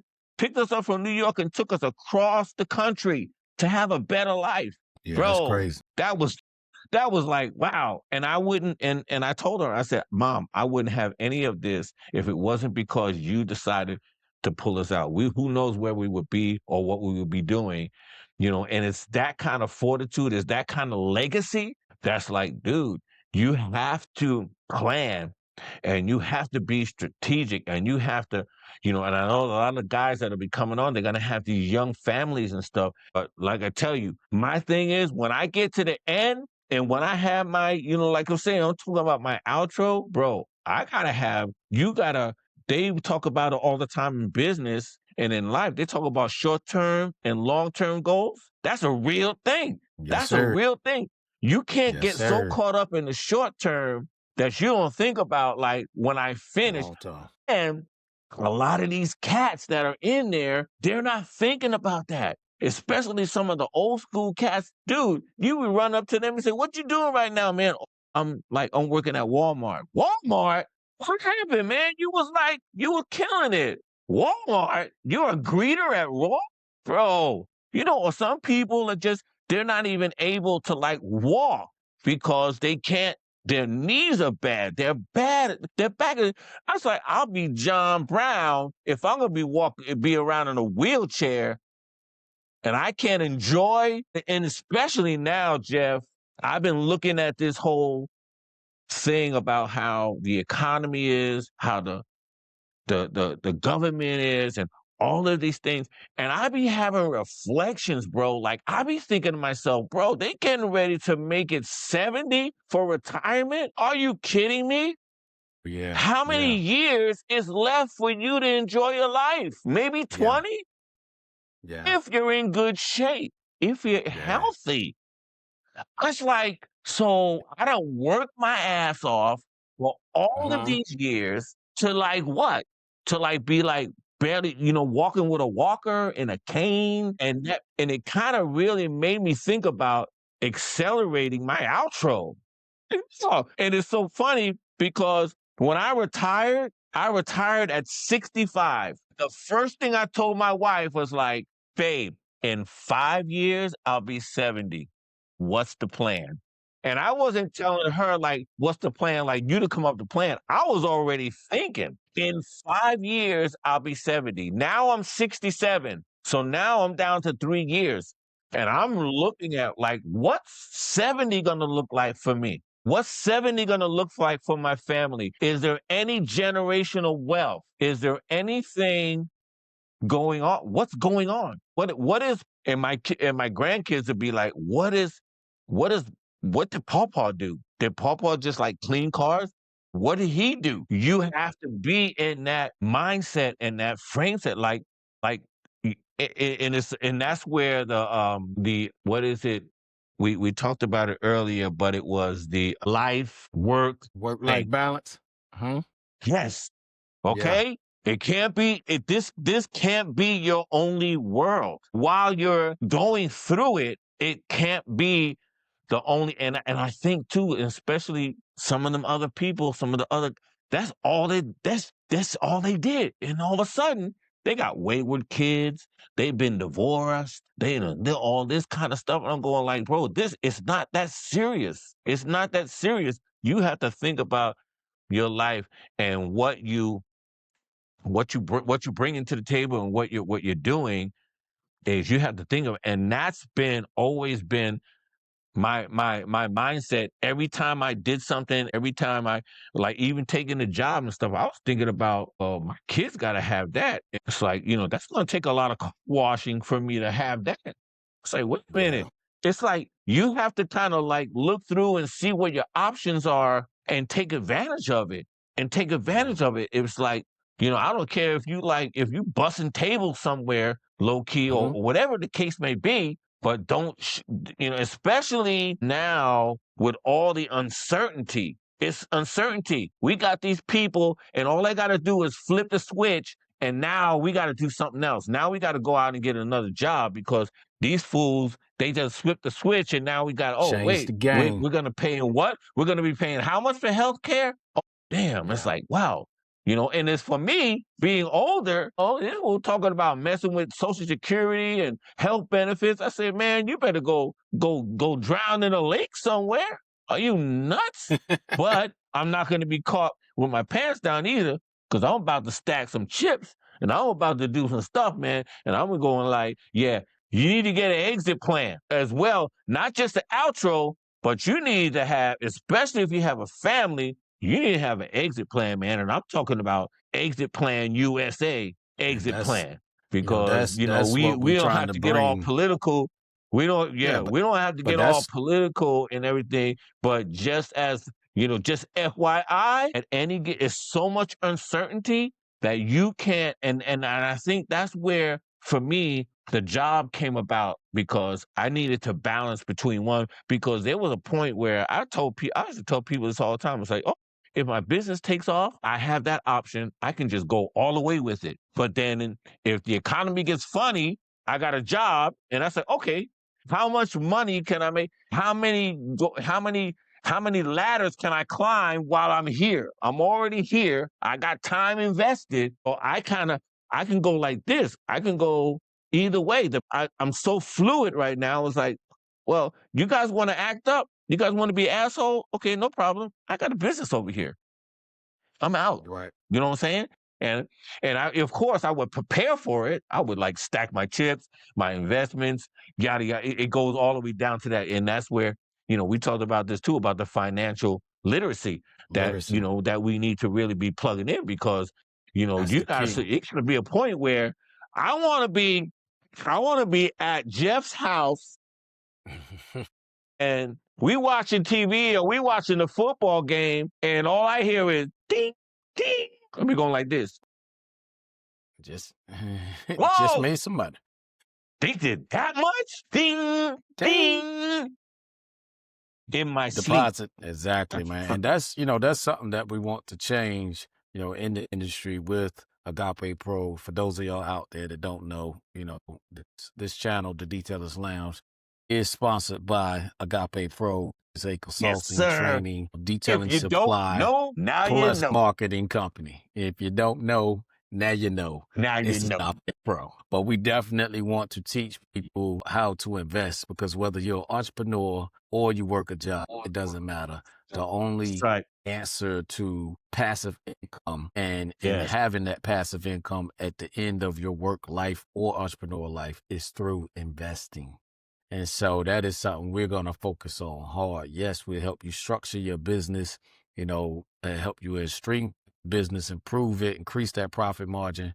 But more importantly, we also going to teach you how to invest, because that is major. So, so at the end of the day, your next move is a product line. Tell me about your idea and concept of the product line. Hey, I'm telling you, man, it's, when I have been, this last year, I have been really just looking at the things that I was doing, and wondering, and thinking of the future and where it's going to go. When you're in that mindset, literally things will start to fall into place. I mean, I've been pretty diligent about being that good person, always feeding people, paying it forward, and I'm seeing the results of that. So I have a little sample, a little plug. OG Detailer, the problem solver, a citrus solvent degreaser. And what does it do, Yes, OG? sir. So this product right here, I believe, is going to be a game changer. Now it's not a fix all, do all, but I stumbled on this product, and the fact that it is citrus, solvent, and degreaser together, man, that is like the trifecta, man. And I have been, and check out that logo. Yes, What? sir. OG Detailer. That was Miss OG. So she designed it like with a quickness, man. She just like, I said, babe, I need something. And we were looking for a name and all of these Shout different out. names and Shout out to problem Miss OG, solvent. man. And it's a solvent. And so this product, I'm finding out that it works really well on PPF removal and for adhesive. As a adhesive remover, Window tint what I've been remover, finding yeah. out what I've been finding out is the combination of the citrus and the degreaser, because typically we have degreasers, we have the limonene, and we have solvent. And when we use them separately, they do their thing, especially with solvent. Solvent is good for adhesive removal, but it makes it gummy and sticky and it's messy. Yeah.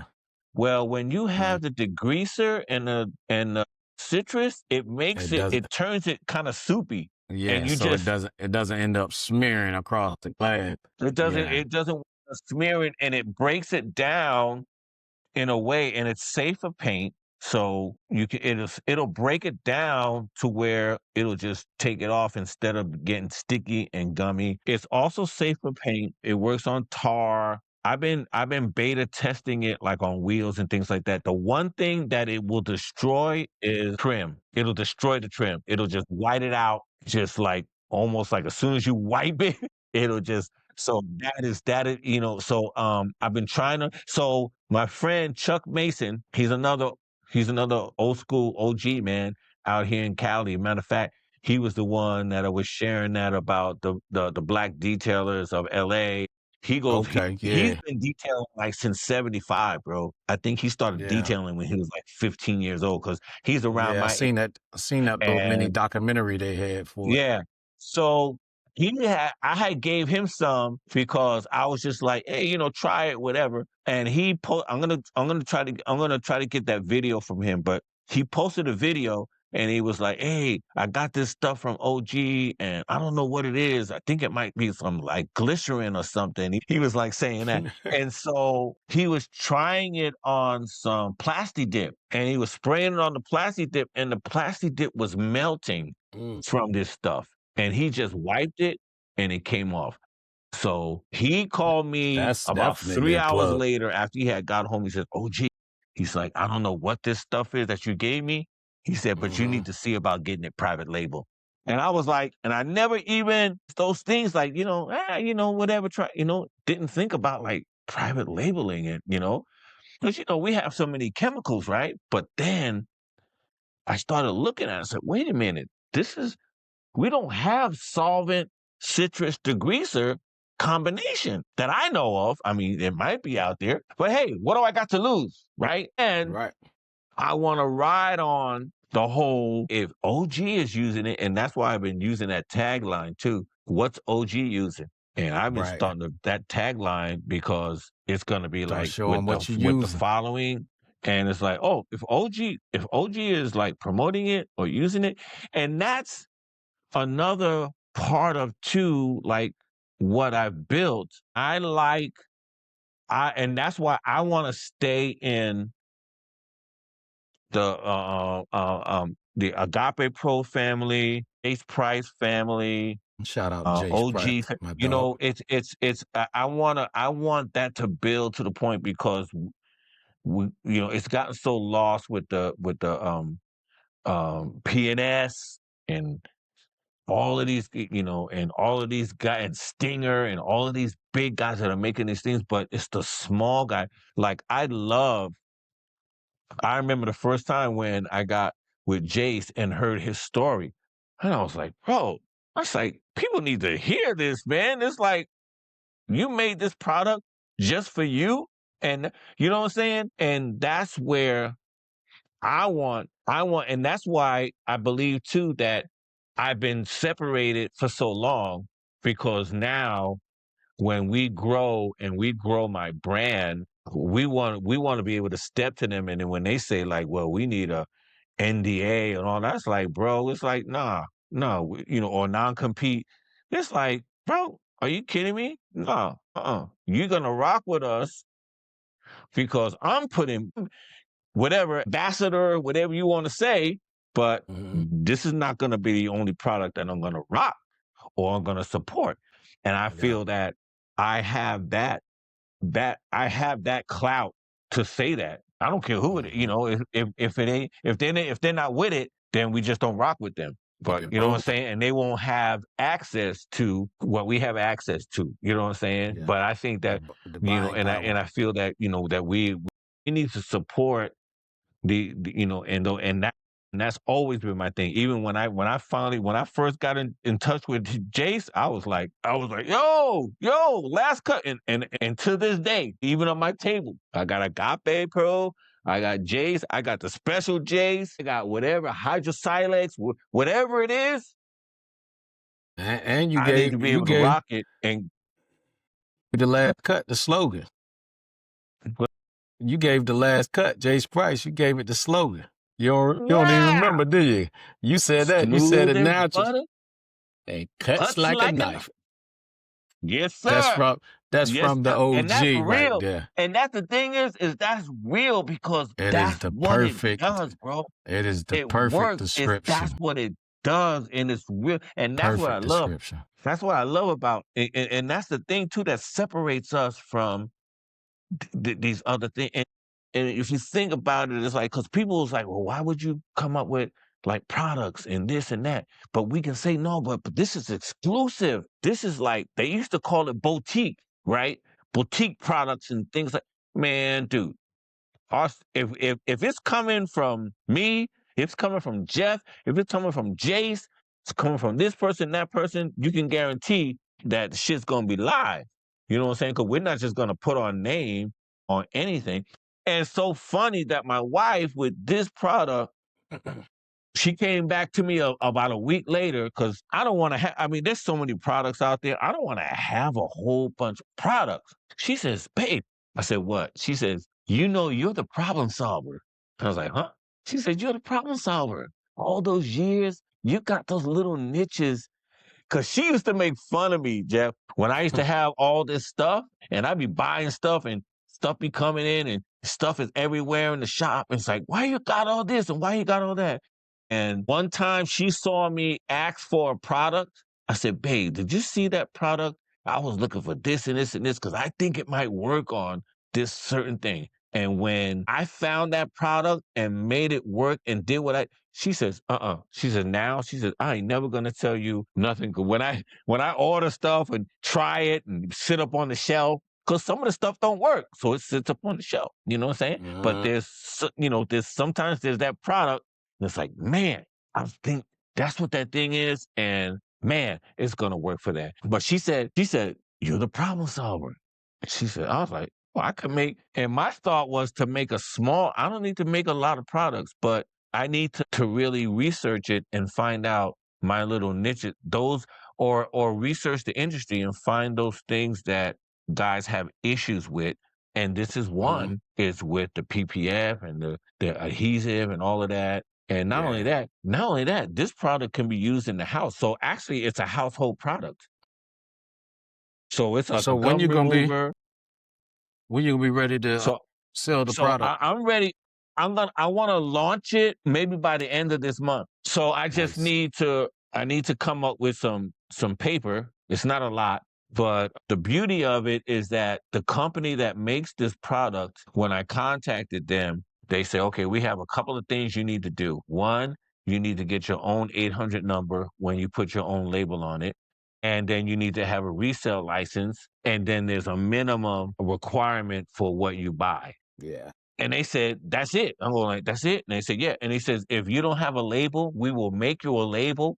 We will design you a label free of charge. He says, because 90% of our business is private label. Yeah, that's the whole industry. So I'm looking at maybe to get it off the ground, probably about $2,500 to get it off the ground. So I'm working on that because I want to launch it, and I might drop this joint in TikTok shop or something. I don't. My daughter keeps saying, "Dad, you should do some pre-orders and everything." I was like, I don't know. But anyway, it's a start. All you gotta do is make. And I would like to maybe, Now, once you drop it, we get you back up here, showing how to use it, and put the link in there to purchase it, and watch it fly off the shelf. It's that simple. It's that simple. That's what's up. That's what's up. That's what I want. But I want to come up with maybe one or two. Like I did a really good job with getting some water spots off of a matte finish, and a lot of guys were running into problems with that. So maybe I can come up with something like that, and it could be, I maybe remember I called you. I remember I called you one day. Remember I had that matte Mercedes, and I was trying to get the water spots out. And I remember you telling me something about something you was using with a bug sponge. I said, yo, OG, I can't remember what you told me about that bug sponge, but what is it? Because I got this problem in here, and I need a solver. I need a solver. Yeah, the problem solver, man. Problem solver, man. So what's the next venture with this? Oh, go ahead. Okay, with the next venture with Peel Clear. Peel Clear. We are here. Peelable automotive paint, bro. Okay. This right here about to change the industry. It's the next thing, huh? Next thing. I've been seeing a lot of videos on spray on PPF. Jeff. And I mean, we almost got to do a whole episode. Let's talk about, just about spray on PPF, period. But let's talk about your role in Peel Clear, you know what I'm saying? And how anybody who's watching this in your area can benefit from contacting you to get involved. Yeah, so I'm going to be the sales rep, and pretty much in Southern California. I'm going to be over 3 territories right now, and it's going to be LA County, Orange County, and Riverside County, which are the big areas that are near me. And so I'm going to be the area rep for those areas. And just going to be here hitting the ground. And I like to use Peter's words. He said, yeah, man, we need to put boots on the ground. We need to put boots on the ground. Congratulations, OG. And man, to be on the cuff of something like this, like it's almost like when they brought Ceramic Pro, it's like, and that was one of the things, like I realized, like even having a private conversation with Peter, and it's like you just got that relationship with somebody, and it's like, wow, it's like given that opportunity to be able to do something like that. And I'm kind of in a, I know I'm gonna have to work, but I'm looking at the potential of what that would look like for me. And it's like, man, it's like, dude, I could do a hard 3 and be set up. Be chilling. Be set up literally for life. Today's episode of the Detailers Lounge is brought to you by Agape Pro. If you're great at detailing, but your website, CRM, or marketing feels like a mess, Agape Pro can help. We specialize in helping detailers look professional online, capture more leads, and follow up automatically, so you stop losing customers you already earned. If you're ready to grow your business instead of chasing messages, check out Agape Pro and start building a system that works even when you're not.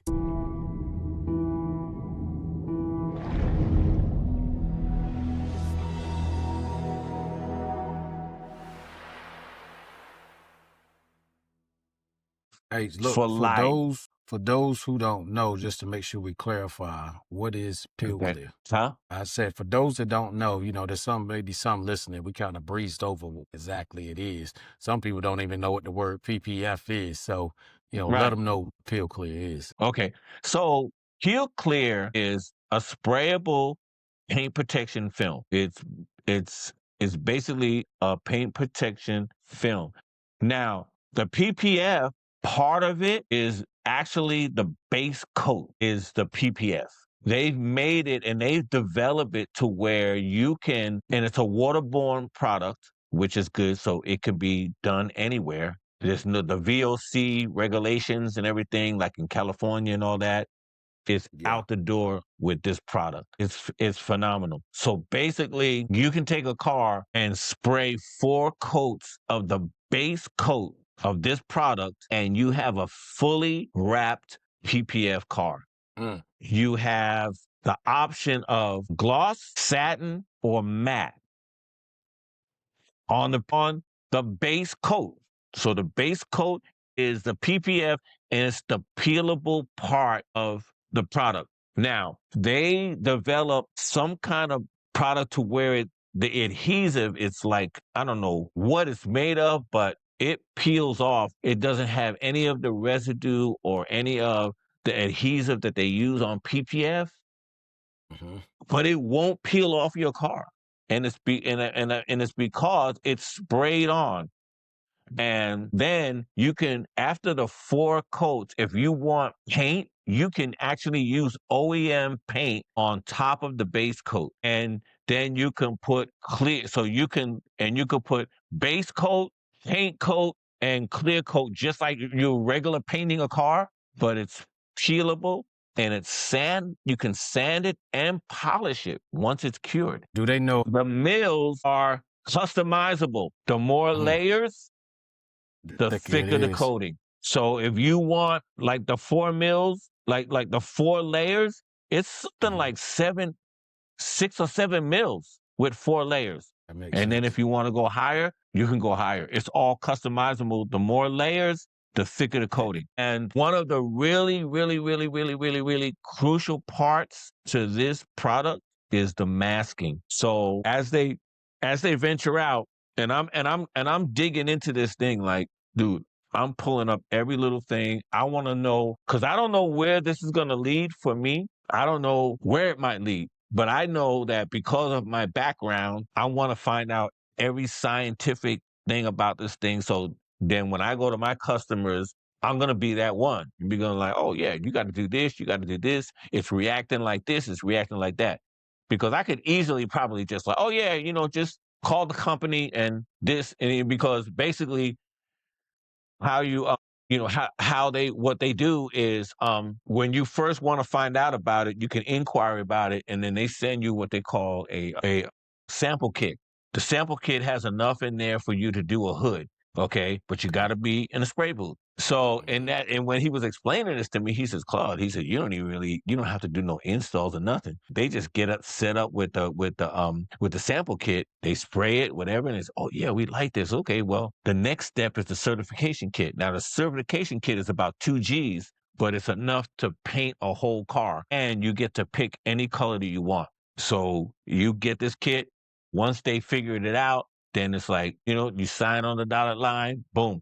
The other thing that they're not doing is they're not going to do any territories. You know how they did the territories with all the coatings and all of that? Nah. He said, dude could be like 5 miles down the street. And I was always a big advocate of that, because it's like their customers are not your customers. So depending on what you do and how you advertise and how you market, it don't matter if dude is like 2 blocks down the street, right? So they're not going to be doing that, which is a good thing. So, but no, it's going to be changing the industry big time. It's going to be changing. Now the body shops are going to have access to, because I was even thinking, like, even strategizing to see like how I'm going to approach like the body shops, because they're used to collision work and paint and insurance, and that's like that guaranteed money. But for them to have something like a side thing or another added service, what that looks like. And the first thing I thought about was PPF. It was like, if they just PPF the car, right? They'd be like, that's a sell right there. You can PPF a whole car. Now, the average PPF, full PPF wrap is what, 5-6 G's, right? And you can do it for like half that by spraying it. Wow. So yeah, that's gonna shake the but industry up. going back to not only that, you also want to mention where this can be sprayed. Where it could be sprayed? Yeah, like can they just spray it in the shop, or do they need to be in the paint booth? No, they got to be in the paint booth. It's got to be in the paint booth. It's got to be clean. And the other thing that I've been noticing after I've been going over, because they gave me the full on like run through of it. And what I noticed was what's really crucial is the masking. Yeah. The masking, you gotta be like Precise. I don't want to say a masking master, but when I saw some of the masking that these guys were doing, and I've never worked in a body shop, but I can only imagine how sloppy those guys are. There's no sloppy with this stuff, because the overspray is crucial. So when I saw them masking the car, Jeff, like just for instance, they masked the wheel well, and they had the masking and the plastic down to the floor, made a whole apron onto the floor. And I was like, whoa, I was like, yeah, they don't want it going up in here and going up in there, and how you tape it off because of the peeling effect of it. It's got to be done. You know what I'm saying? I was like, okay, yeah, you need to, the masking, is going to be crucial. It's going to be crucial. As far as like prepping a car for painting, like if you just have a car and it's just got regular paint on it, they've been washing them, cleaning them, not even polishing it, and you can take it into the spray booth, mask it, and spray it. No paint correction or anything like that. And it's gonna be crazy. So it's gonna be, and I even see a lot of the guys that are gonna be trying to convert, they're gonna try to start getting spray booths and all this other kind of stuff. I kind of feel bad in a way for the people that have invested in the PPF. Because it's like 15, 20 grand, at the end of the day, with the plotter and all this other kind of stuff, and, the water and the squeegeeing and the lifting and it's like, dude, this stuff is going to eliminate so many things. And the color spectrum is ridiculous. It's over 100,000 colors. You can put flake, you can put metallic, you can put pearl, and change the game. Like I said, when they're pulling it off, if you want. Huh? I said, yeah, you can make your own custom colors because it's you can make your own on top of custom color. I've been seeing, like, the more videos I watch, I see how flappy it is. I'm going like, dude, that's paint, but it's so flexible from that PPF thing. Going like, oh man, this stuff right here, bro. That Porsche that I went to LA and go see them do, they took the doors off and they did the door jam. Cause you know how when you wrap a car, the door jams is like, oh, it was a white car. If somebody is like really wants it done, like it's like factory, they'll take the doors off. They'll do the door jams, everything like it was like just off the factory, man. And it's PPF. You're getting rock chip resistance on a paint job.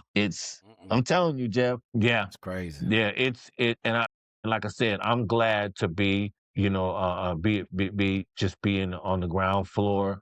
At the forefront of it. And like I said, I don't know where this might go, but I know just in the back of my head, man, if I get a good 3 years in, who knows where it might lead with me and for me. And so I'm excited. I'm excited about getting started. And I want to go back a little bit on how this has worked on what it did for me in my business. And I don't think I mentioned this, but how I was we talked about me fighting for the crumbs and everything. Well, it just relieved me of that. So I said, wait a minute. If I'm doing this and I'm bringing in money, and I don't have to do all these little jobs. I Yeah, don't because you have got to another be stream of running income. around. You know what I'm saying? So literally, dude, I called. I had a talk with my SEO guy the other day, and I was like, I went on your cue about the website being like just one page, and that's what I told him to do. He said, "So what do you want to do?" I said, I just want ceramic. Whatever ceramic I'm gonna get moving forward, that's all I want. Do that for me."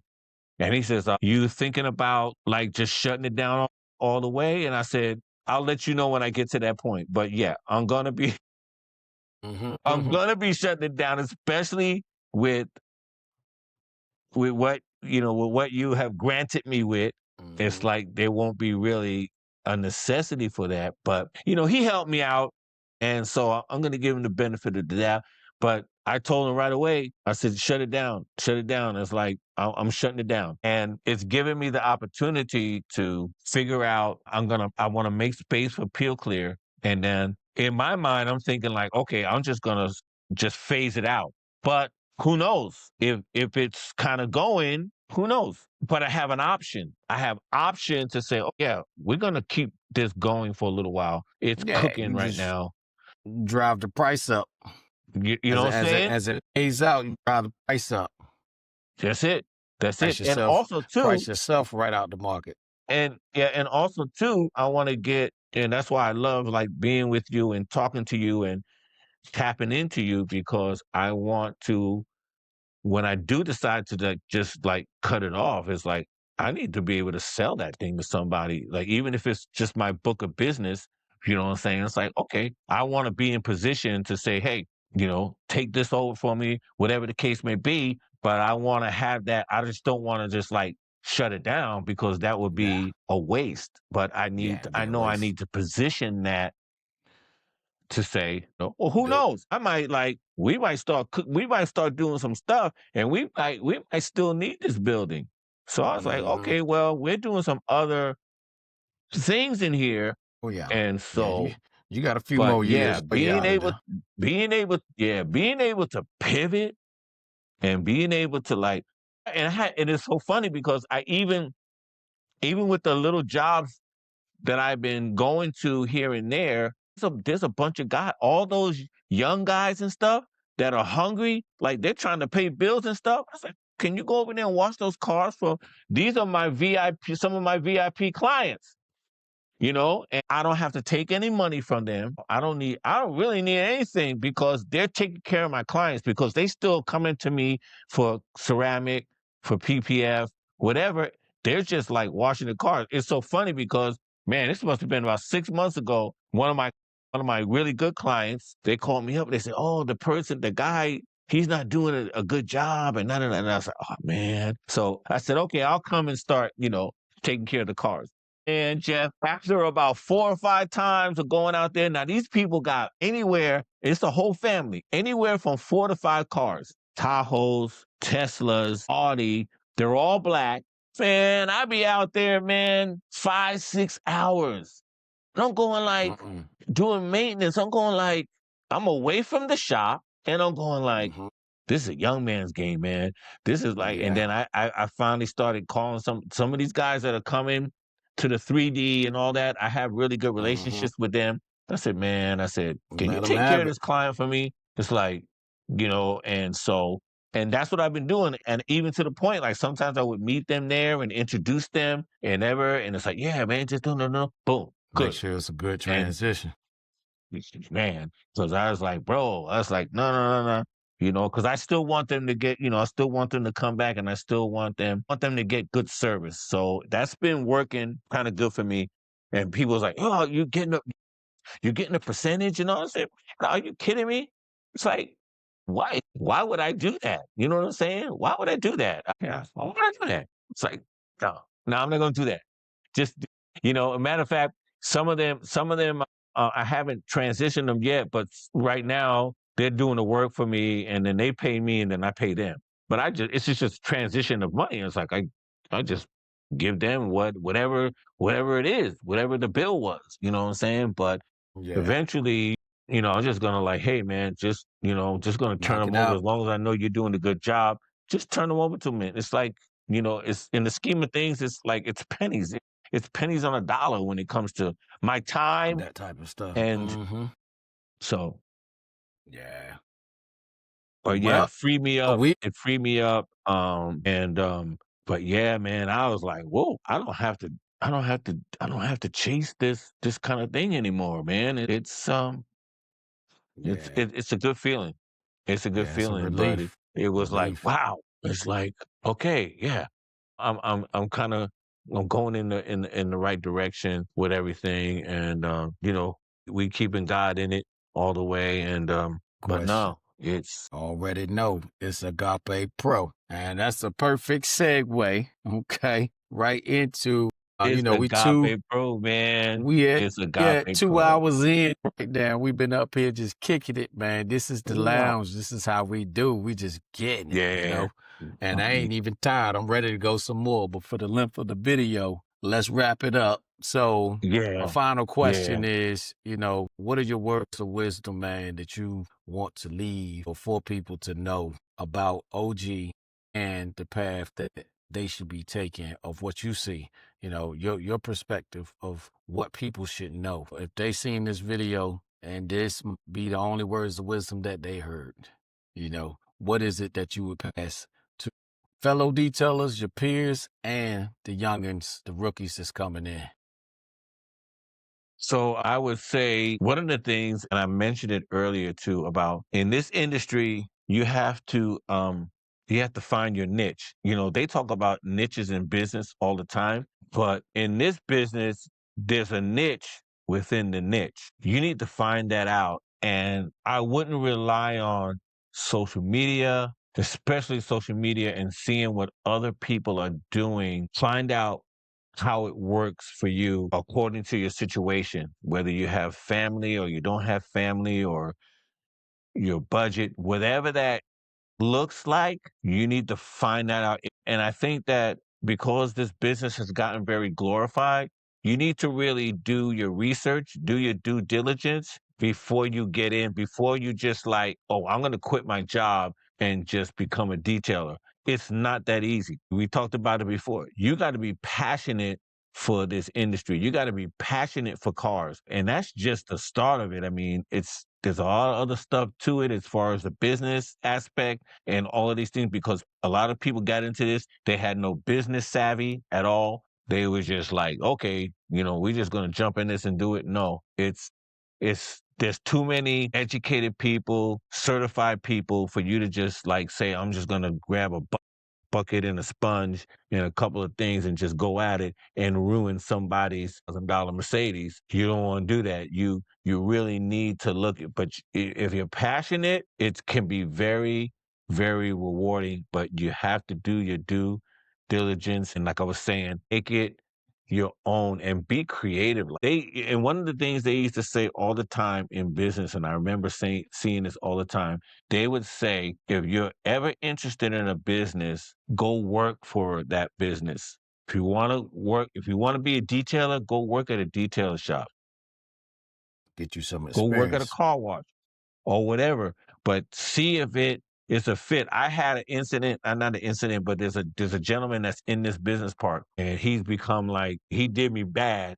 But anyway, he got into the rap business, and bro, he jumped in thinking it was going to be something, and I don't know how he's doing now, because he kind of started, he really kind of infringed on my thing, because he started doing ceramic coatings and stuff, and he came in originally talking about he was going to be doing wraps, and no, he switched it up. And even the people in the business park, they were like, oh, they said, yeah, they came and talked to me and they even asked me, and he said, no, I'm just going to be doing wraps. Well, he got desperate and wound up doing ceramic coating and so on and so forth, which Yeah. I don't really care. But obviously, he didn't look into this business. He should have went and go work for a rap person to see if that's what he really wanted to do. Because you know how that is. You're taking off emblems and taking off parts of the car and all that. Man, it gets into a whole nother thing. Yeah, It's like, yep. So that is one of my biggest models, or two of my biggest models, is remain teachable. Remain teachable. It's crucial in this business and in any business, is remain teachable. Don't think that you got to that point that you know everything. I can't stand the word master detailer, and I get it. People are like, yeah, I'm a master detailer. I was like, okay, well, so does that mean I can't teach you anything, or you can't learn anything from somebody else? So yeah, remain teachable and never stop learning. Never stop learning.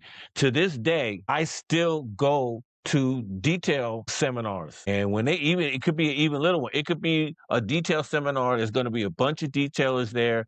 There's going to be products, whatever. And it could be on paint correction, and most people say, oh, paint correction, I know how to paint correct.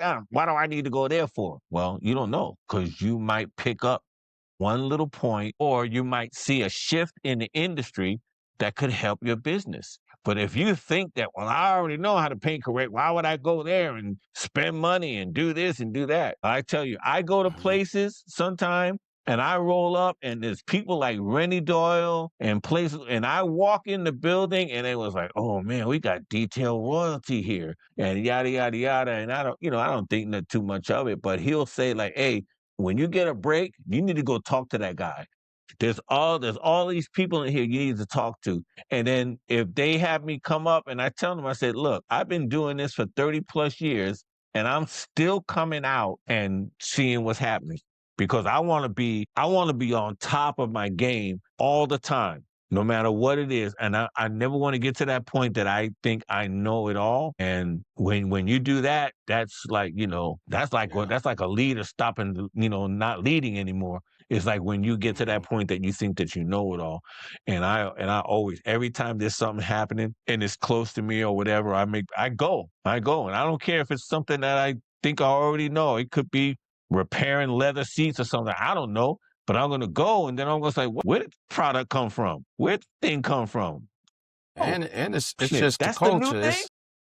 It's the culture. It's the atmosphere. You know what I'm saying? It's It's good the to be. atmosphere. It's the good to culture. feel at home. And so those are my things, is remain teachable, never stop learning, and man, just make the business, make the culture, make it fit for you. Make it fit for you. Mold that bad boy, whatever that looks like.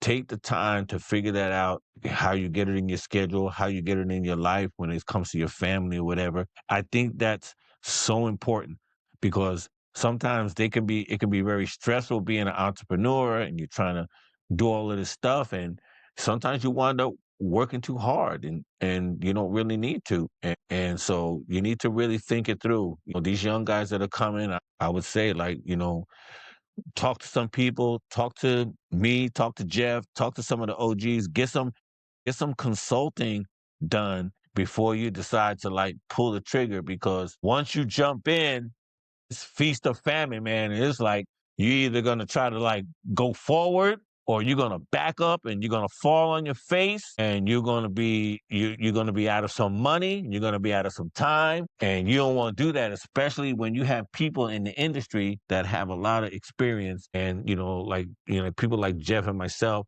and that could help you. But yeah, you don't need to go it alone. But some of these people, they think that they can, and they wind up failing. They wind on up an failing. island So by themselves.